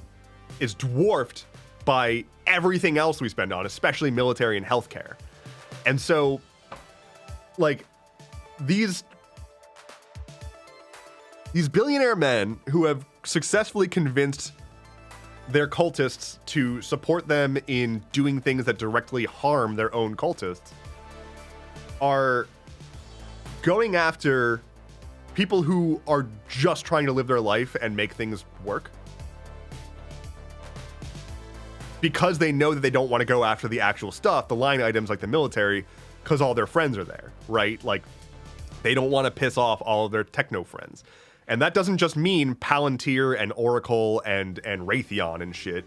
Google just recently removed from their AI policy wording that ensures that they won't use their AIs to cause harm to humans, because they want to start getting in that contracting business. Similar to Microsoft, who was described by Israel as integral to their operations in Gaza. The Microsoft cloud was integral to Israel's genocide. So keep that in mind. Remember when Google took out "Don't be evil" from their core values? Yeah, I was working there either right before or right after they had removed it. It literally used to be like posted on signs around the office, and then they removed it and took all those signs down. Fucking weird. Maxwell says, "Hello, I am back and gently worn out from exercise. How goes it?" I'm glad that you're only gently worn out. I'm also trying to get back into my serious exercise regimen, because I have stopped for quite some time due to, again, the mentee B. But yeah, it's important to be good to your body instead of going full force into destroy every muscle group on your first workout. I'm doing all right. Inky says, "Yeah, I was there before because one of those things that I was like, yeah, Google is awesome." And then I was like, oh wait, yeah. I was a massive Google fanboy, gargantuan Google fanboy, and ultimately, no longer. Shay says, "I am also gently worn out just sitting here." Nectal says, "I'm doing PT because undiagnosed connective tissue disorder." Oh, fun. Oh, wonderful. That sounds terrible. I'm going to hydrate, Matty Roller.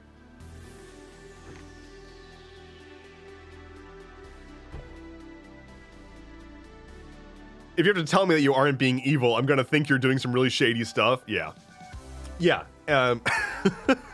Maybe show the world that you're not evil as a start.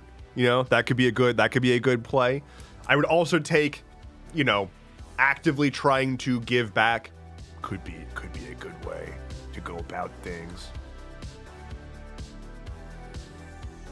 Show, not tell. Yeah.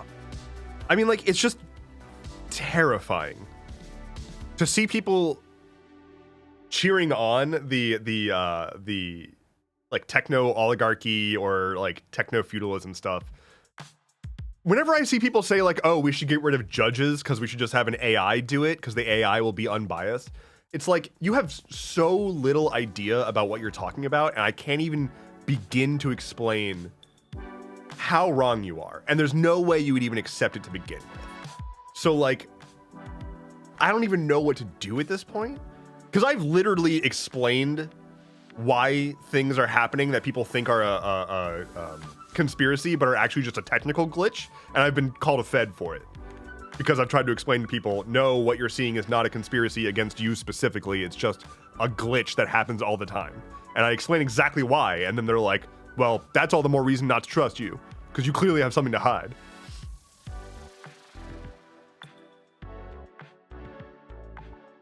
The code comes from biased humans. Yeah, like there are so many studies about bias in AI.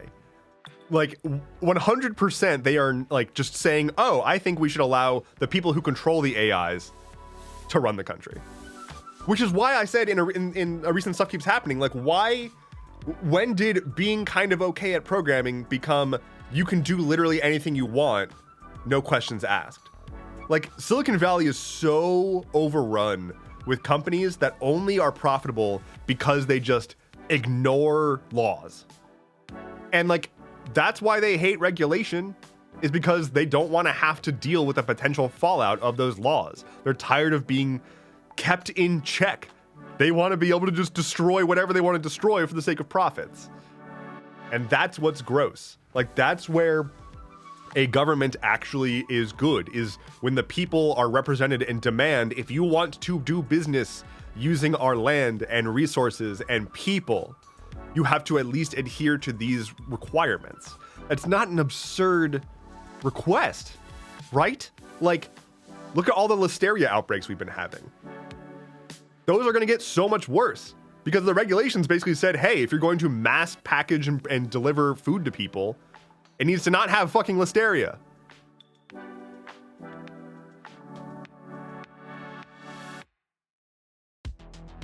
My kingdom for an ethics class for developers, says Chaotic Aggro. I've told this story a few times before too, but like, I'll tell it again because it's terrifying. I have a computer science degree, and I did have to take an ethics course. My ethics professor got in trouble and booted out of the university for plagiarizing his entire textbook and hitting on all the female students. So that's the ethics professor that I had for my computer science degree. Like, oh my God. I was in a scholarship program for women in technology. And so I was like friends with essentially all of the women in my technical classes because they were all in my scholarship. And so I'd be sitting with them, and yeah, like I'd be, you know, walking out of the classroom or whatever, and he walks out of the class. Two of my female friends are walking ahead, and he walks up to them from behind. Or no, sorry. He's walking ahead of two of my female friends. He stops, turns around, and sees that they're there, and he goes, "Oh, if I had known you were walking behind me, I would have stopped so I could walk behind you."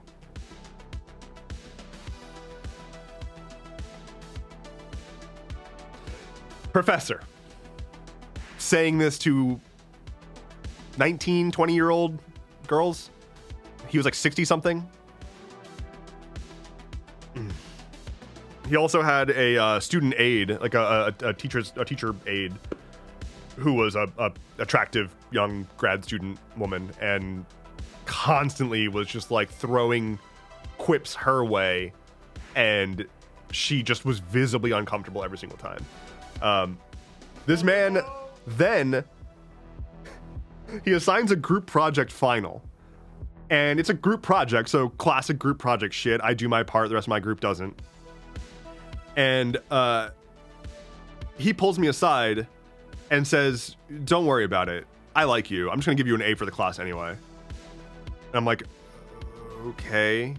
So like my final test and final assignment both didn't matter because he just told me he was just gonna give me an A and not worry about scores, because he likes me, because I sat in the front of the class. So that was my experience with ethics and computer science. Very thankfully, the reason that he got booted is because a very, very capable, very smart, and very thoughtful woman who was my AI professor at the time ended up becoming the dean of the computer science university there, and had known about this guy. And one of the first things she did was launch her own secondary ethics course as an experiment. And once it proved rampantly successful, he was decommissioned from that position and then investigated and removed from the campus. So,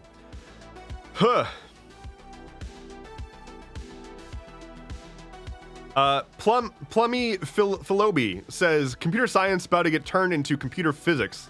The way I'd immediately chucked my laptop into his face.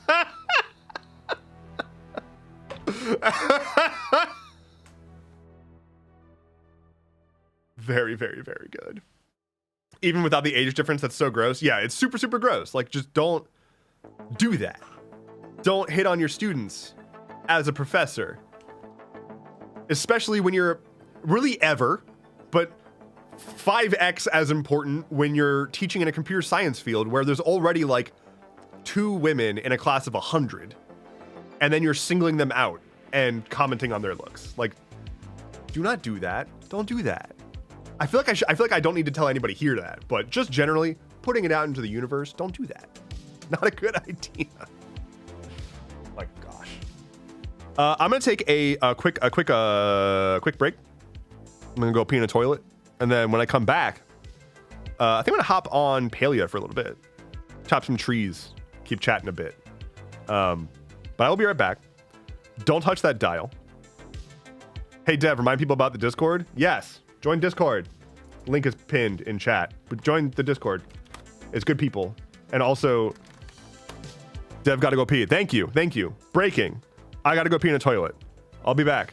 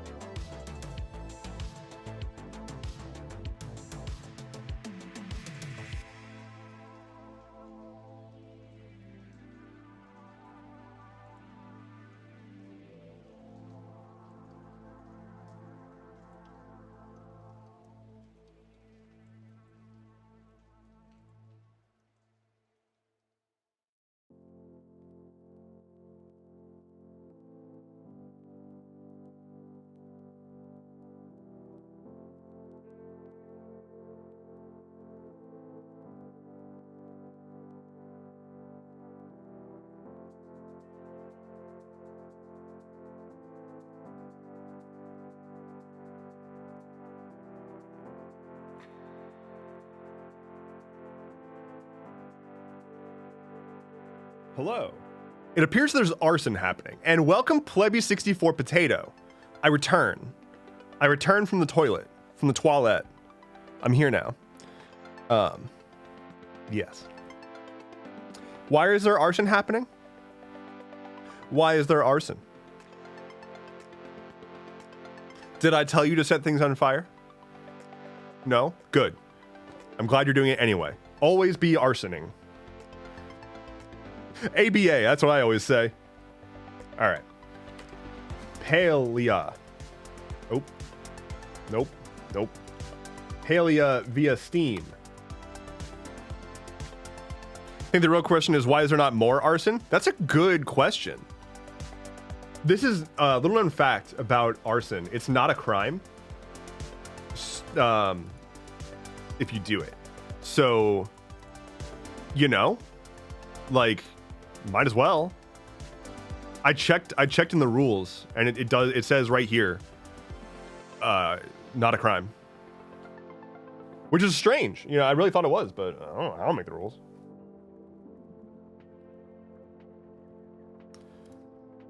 Got us some Palia. Change my stream info and whatnot. Running around in Palia while saying words at chat. Palia. Done. Okay. Okay. Wanted to introduce y'all to chat crime time, but that requires the streamer to not to be present / aware. Oh no. Oh, we're doing crimes? I didn't realize we were doing crimes. Damn, I've got my my shorts on apparently. I'm Ab, assigned arson at birth. This is just me. Live your truth. Never apologize for who you are. Okay, I'm gonna really try to do this extravagant expectations thing. I really want to unlock this character. So I'm gonna do that, but that doesn't happen until 6 p.m. in game time. So until then, I'm gonna go do random shit. Let's see. How do I? Nope. I don't remember how any of this game works. I want to unpin these other quests that I need to do. Get out of here. Yeah. I just want to focus on one quest. Stop it! I want to focus on one quest at a time. Oh my god. Why am I don't want to...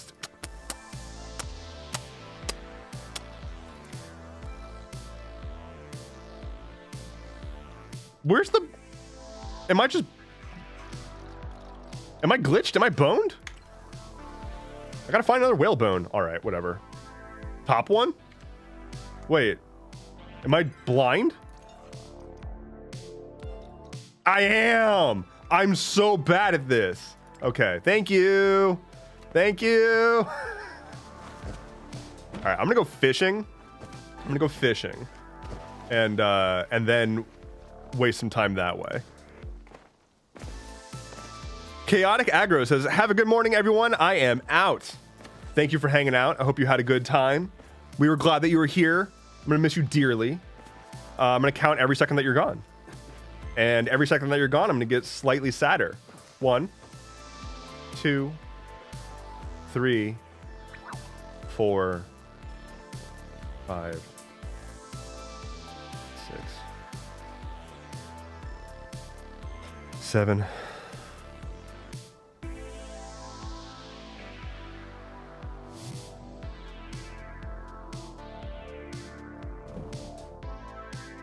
8,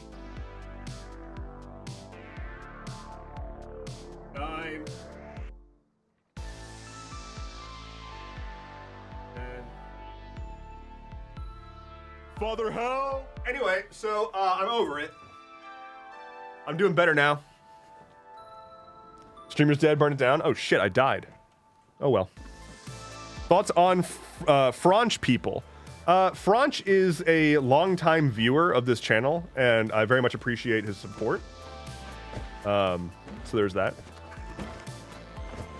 Look over and he's on the floor. It happens more often than you think. It happens most of the time, actually. I do end up on the floor pretty frequently.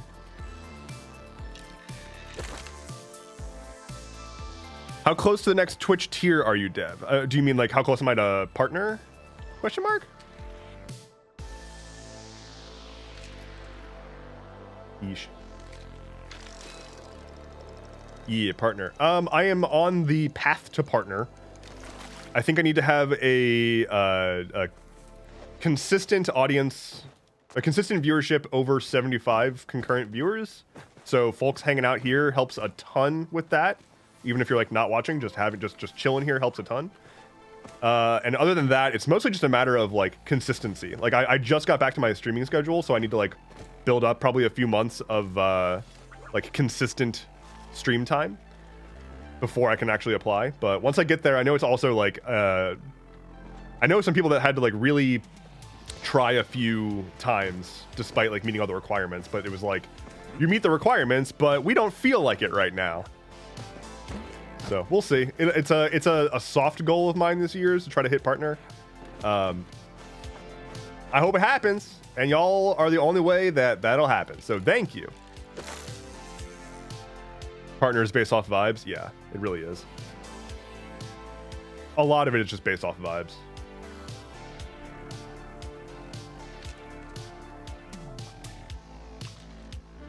Come on, fishy. Come on, fishy. Okay. Get in my reeling it in. This is striped sturgeon. Dragons with Mass says, Dev, it makes me so happy to hear you say whatnot, like a lot. I got made fun of so hard at my last job because of it. How can you go about life without saying whatnot? Like what?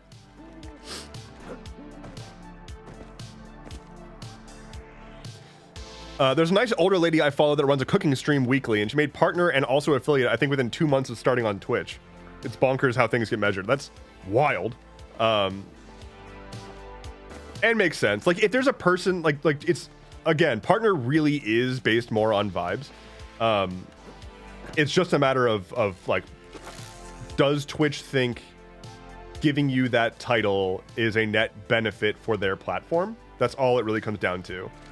And if you are like riding that edge, but you're not really like showing continued growth or doing something unique, they're not going to give it to you. But if you are a rising star that like does something interesting and is like getting a lot of attention suddenly, like you will very quickly be offered partner. You probably don't even need to actually meet the requirements. They'll probably just reach out to you and be like, hi, we'll make you partner now. I'll never forget the person who got banned for having fun times on stream, and when they came back, they got partner immediately? What? Does Twitch think you're profitable? It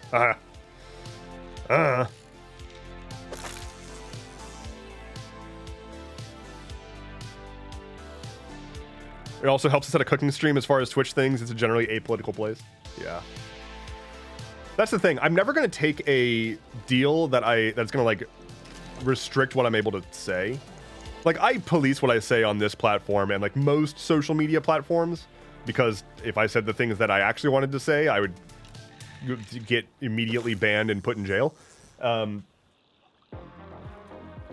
But like, even still, I know that I'm a relatively difficult creator to support on a given platform, because I'm not I'm not like amenable to sort of like the status quo, and you know, I like to rock the boat a little, which is not a good trait for creators. Okay, get the thing. Yeesh. Yeesh. Thank you. Get in. Okay. Oh shit. Okay, I can go. It's 6 p.m. Okay, go talk to Ash. Okay, I gotta go. I only got less than 2 hours to go get to this party. I'm all dressed up for it.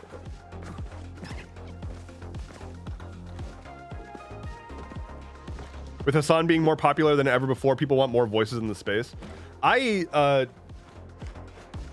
never know what to think about that. Like, I never know if I want to like lean into being more like a Hassan who's like constantly talking about everything, or not. I don't know what people actually want is the problem. So I'm just kind of doing whatever. I want to meet hot fed mommy. Let me have a party for hot fed mommy. Come on. I'm ready for Subira's party. Let's go.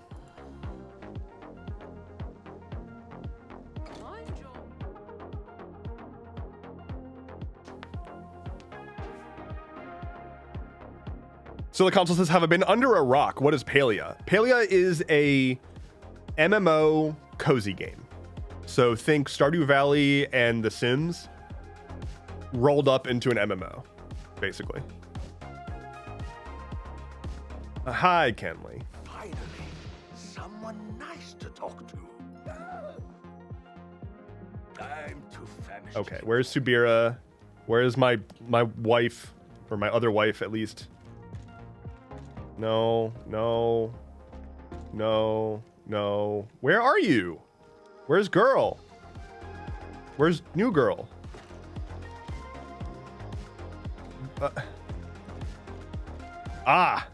She's in the pavilion. Hell yeah. All right, my actual. God damn! Look at her. Look at her and tell me you wouldn't want her to audit you. God. Tread on me. Audit me, mommy. Seriously.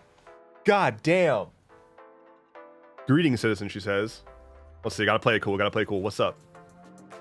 My name is Subira, and I am a watcher with the Order. We have heard much about humans, and it's a pleasure to finally meet one like yourself. Oh, you want to, how much you want to meet me?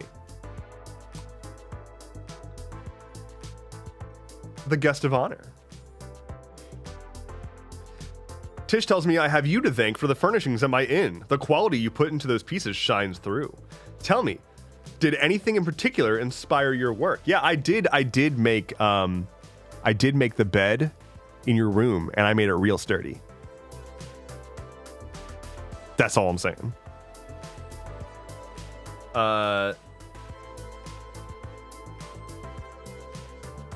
We looked at what you used to be into in Aquindu. While your effort is quite flattering, you did not need to go so far to impress. Whew.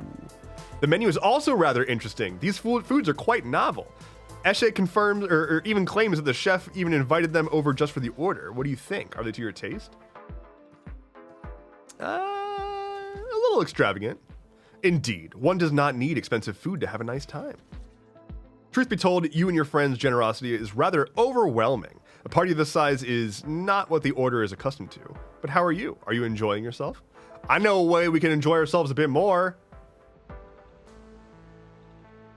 I'm having a blast, and I want you to, too. Can we just get rid of this? There we go. I'm just going to place my cursor over that. I'm having a blast, and I want you, too.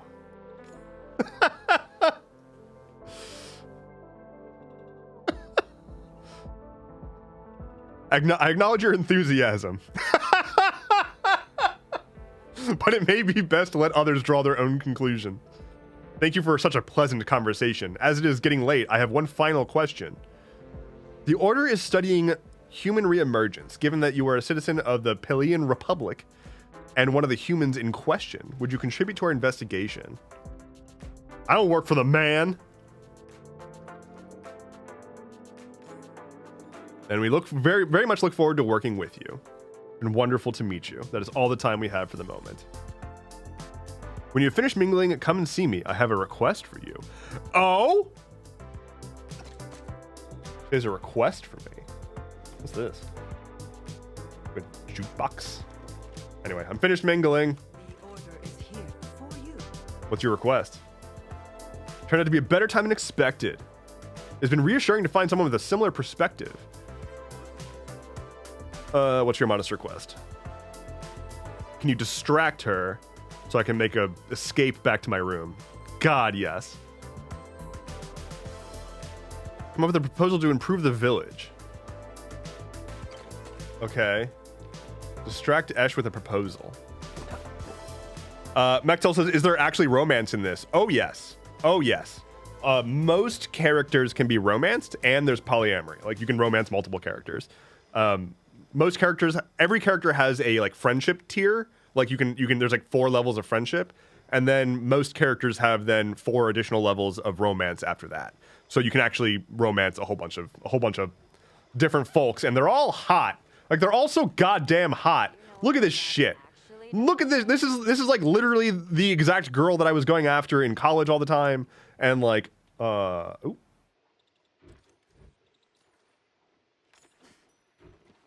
have to leave. Just go. I want to eat this. Eat. Oh, hell yeah. Eat all this cake? Oh, my goodness. And then, of course, there's Hassian. I haven't got all day.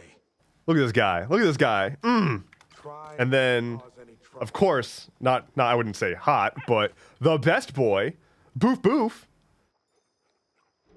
The absolute best boy. And then the actual hottest, best boy, the single greatest character ever put into a video game in the history of ever. This is the pinnacle of what we created computers for. The zeros and ones, the sequence that they are in to generate this character on my screen is the closest thing we have to divine intervention. Einar. I approached Subira with the topic of oneness. Alas, she did not seem to comprehend. Evidently, Majiria adults select children to join the order, and no concept of oneness is involved at all by either party. However, it seems I have instilled with her an interest in the oneness, and she has encouraged me to converse with her at a later date. I shall regale you with my fishing. So, not pictured there is Einar's usual conversation topic, which is fish. He is a autistic robot who loves fish. That is what this character is. He just loves fish and fishing. He doesn't want to hurt them. He's a robot. He doesn't eat them. They're all his friends. So he constantly is catching fish. He always names every fish he catches Gil, and they're all his best friends. And other than that, he likes to put adornments on his body to look fancy. See, like he's got like the flower on his hat and the little baubles and stuff. So he's so good. Make yourself useful. I need a favor from you. Repaint the town in brighter colors or renovate the town center. Let's renovate the town center. It's kind of fucked up right now, honestly. It will generate income. Steal the money. What do you think? City Hall is always that. Okay. Can I get out of this, like, cutscene now? Yes, I'm ready to leave. Okay. For a public I finally unlocked the bonus character. This game's only been out for how goddamn long? I've only been playing it for how long? And I finally got that quest done. Not that I don't play this game that often, but still. Oh yeah, my house. Just my house. What's up? Pick up some crops while I'm here. Start some new stuff. I also like adornments to look fancy. We love adornments here. We're all about the adornments. Oh, the music stopped. Today is the day the music died. Let's do tavern vibes. There we go. Now I've driven my Chevy to the levee. We're good, we're good. But yeah, everybody in this game is hot, and also everyone in this game is... I'm gonna marry them, and also... That's about it. Mainly, it's just, it's just that there's hot witch lady. Like, there's hot witch lady and hot fed mommy, and I cannot handle myself. I cannot be expected to act responsibly in the presence of either of them. And I feel like that's okay. I feel like I do a lot to like maintain sort of a general image of like self-respect and moderation. But sometimes when the curves are there and they're curving in the right ways in the right places, disrespectful. What's with my dog? Is my little robot dog. He wags his tail, and then every once in a while he does this. He just kind of sploot. Oh, he's my favorite. Him and my elephants. I've got 2 elephants that I use for gliders.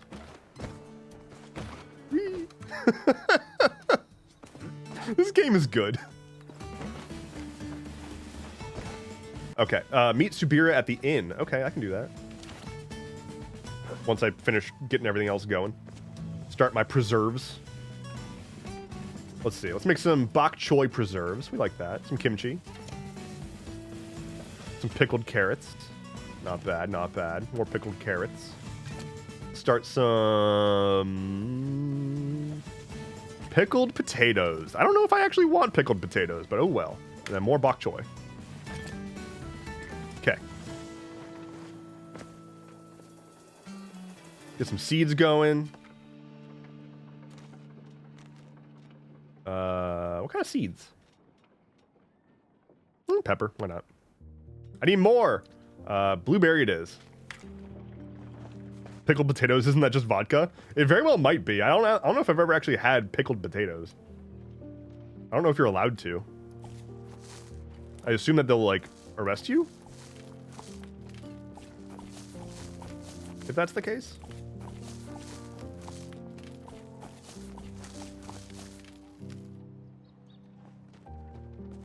Alright, let's see. I'm gonna get this stuff watered. I'm gonna go say hi to Subira. And then I might get lunch. We shall see. How exactly would that be enforced? The pickle police. Why is that even a question? It's the pickle police. They know everything that's being pickled. So Thirsty Suitors is a skateboarding cooking battle game starting a bisexual disaster South Asian American woman and her Scott Pilgrim style exes, except it handles character growth and generational trauma, and it's very horny. Sounds like a good game. Sounds like a good video game. Y'all ever see that game that's like it's a game about being invited over to a couple's house for a dinner party and they, in real time, like, get a divorce while you're there? Like, it's a game where you are invited over and then there's like a couple and they get into an argument while you're there, and that's the game. It's like navigating that conversation. Oh, is it based on is it like they're like AIs doing it or something?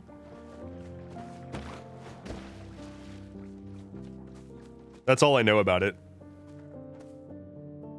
Let's see. What game is that? AI breakup dinner party game. Is it AI? Oh, it's over. Yeah, breakup simulator.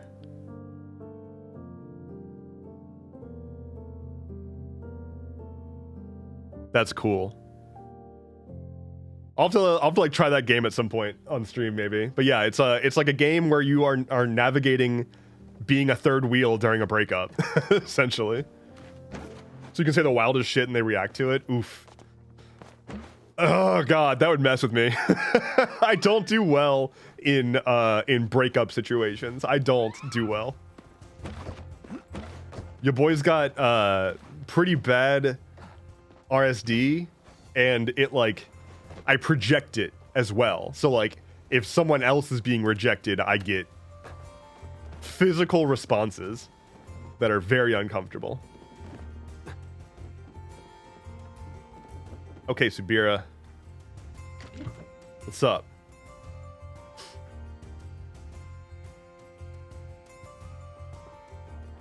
RSD is so fun to navigate through. It is, it's actually, fun fact, it's actually not fun to navigate through. You made it. It's good to see you. Oh, she totally wants it. Thank you for trying to help me escape that party. Despite your efforts, just still trying to talk my ears off, blah, blah, blah, blah. Number of discussions about what should be done with the recent influx of your kind. Excuse me. Let's calm down. I'm still a person. Something terrible happened in our past involving magic.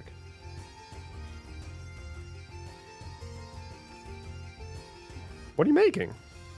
Making kanji, her favorite food. Rice and water make an easy, reliable meal. Yeah, it's called rice. Rice and water is rice. I mean, I guess it can also be kanji, but still. Frequence says, I had a D&D session and the GM and one other of the players were married. Take note, past tense. And spent the whole game totally not couples counseling with all of us awkwardly sitting there. Oh no. Oh no. Oh dear. I've been at a table where there was a couple and they didn't really do enough safety prep beforehand, and one of the people in the couple, their character was flirting with a different person at the table, and it did not go well. There was some serious bleed and it wasn't good. I've very rarely finding myself going to tables that I don't thoroughly know everybody at the table anymore after that experience.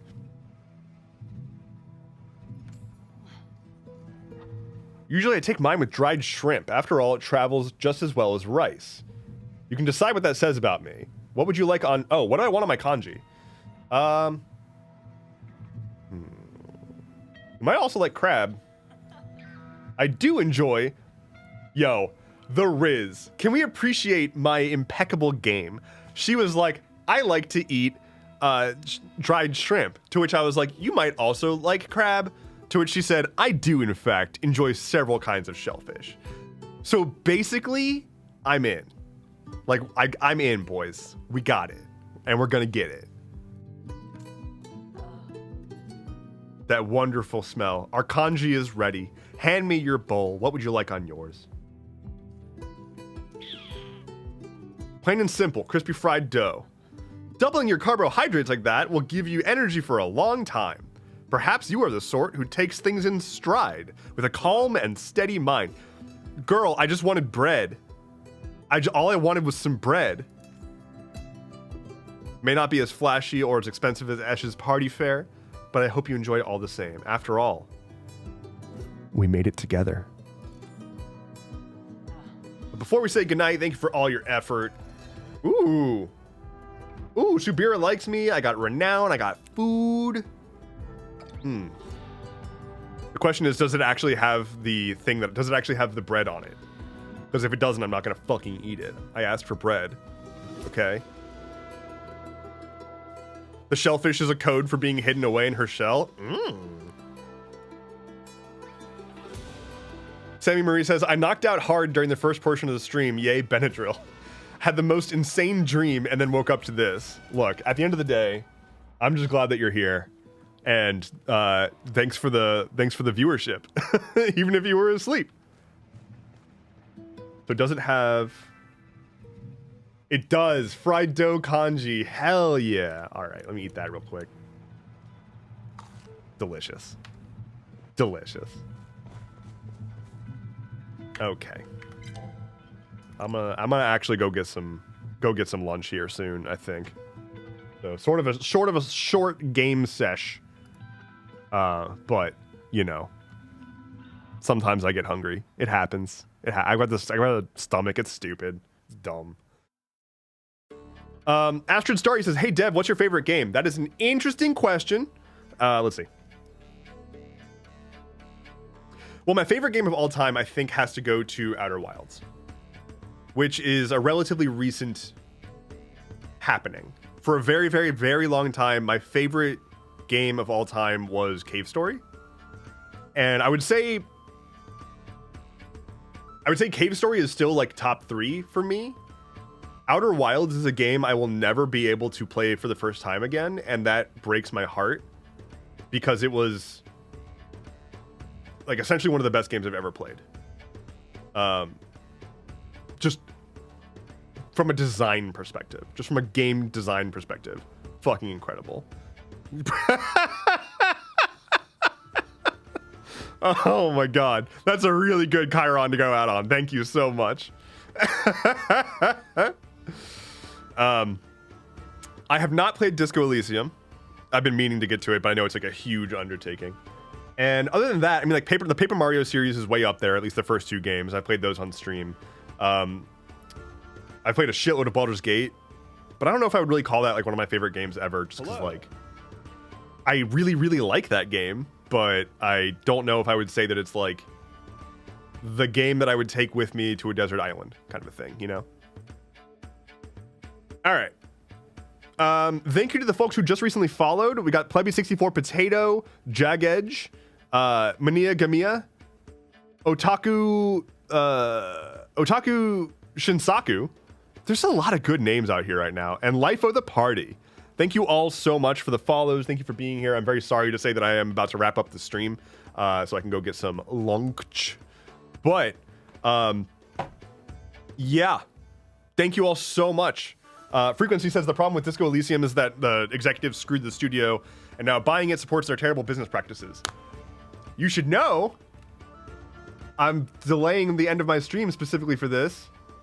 You should know that this is a thing.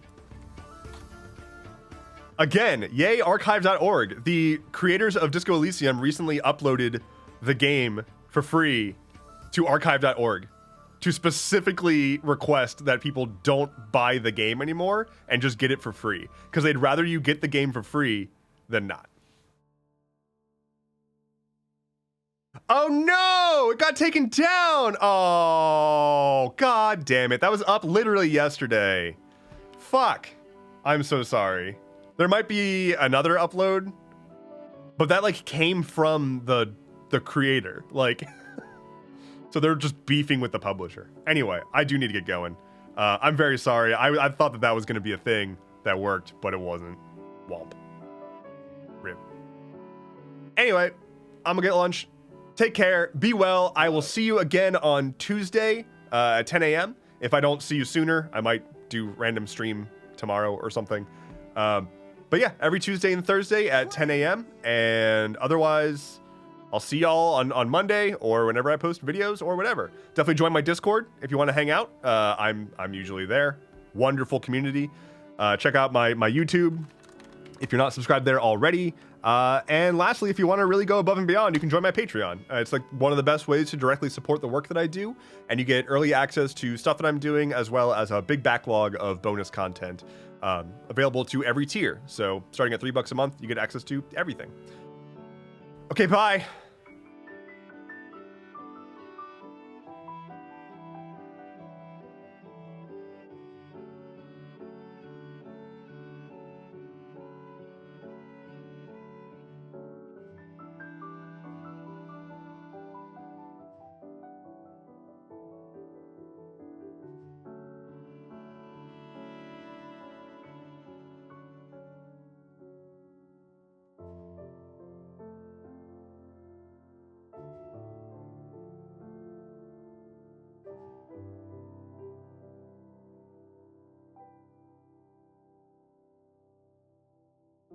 Father, help!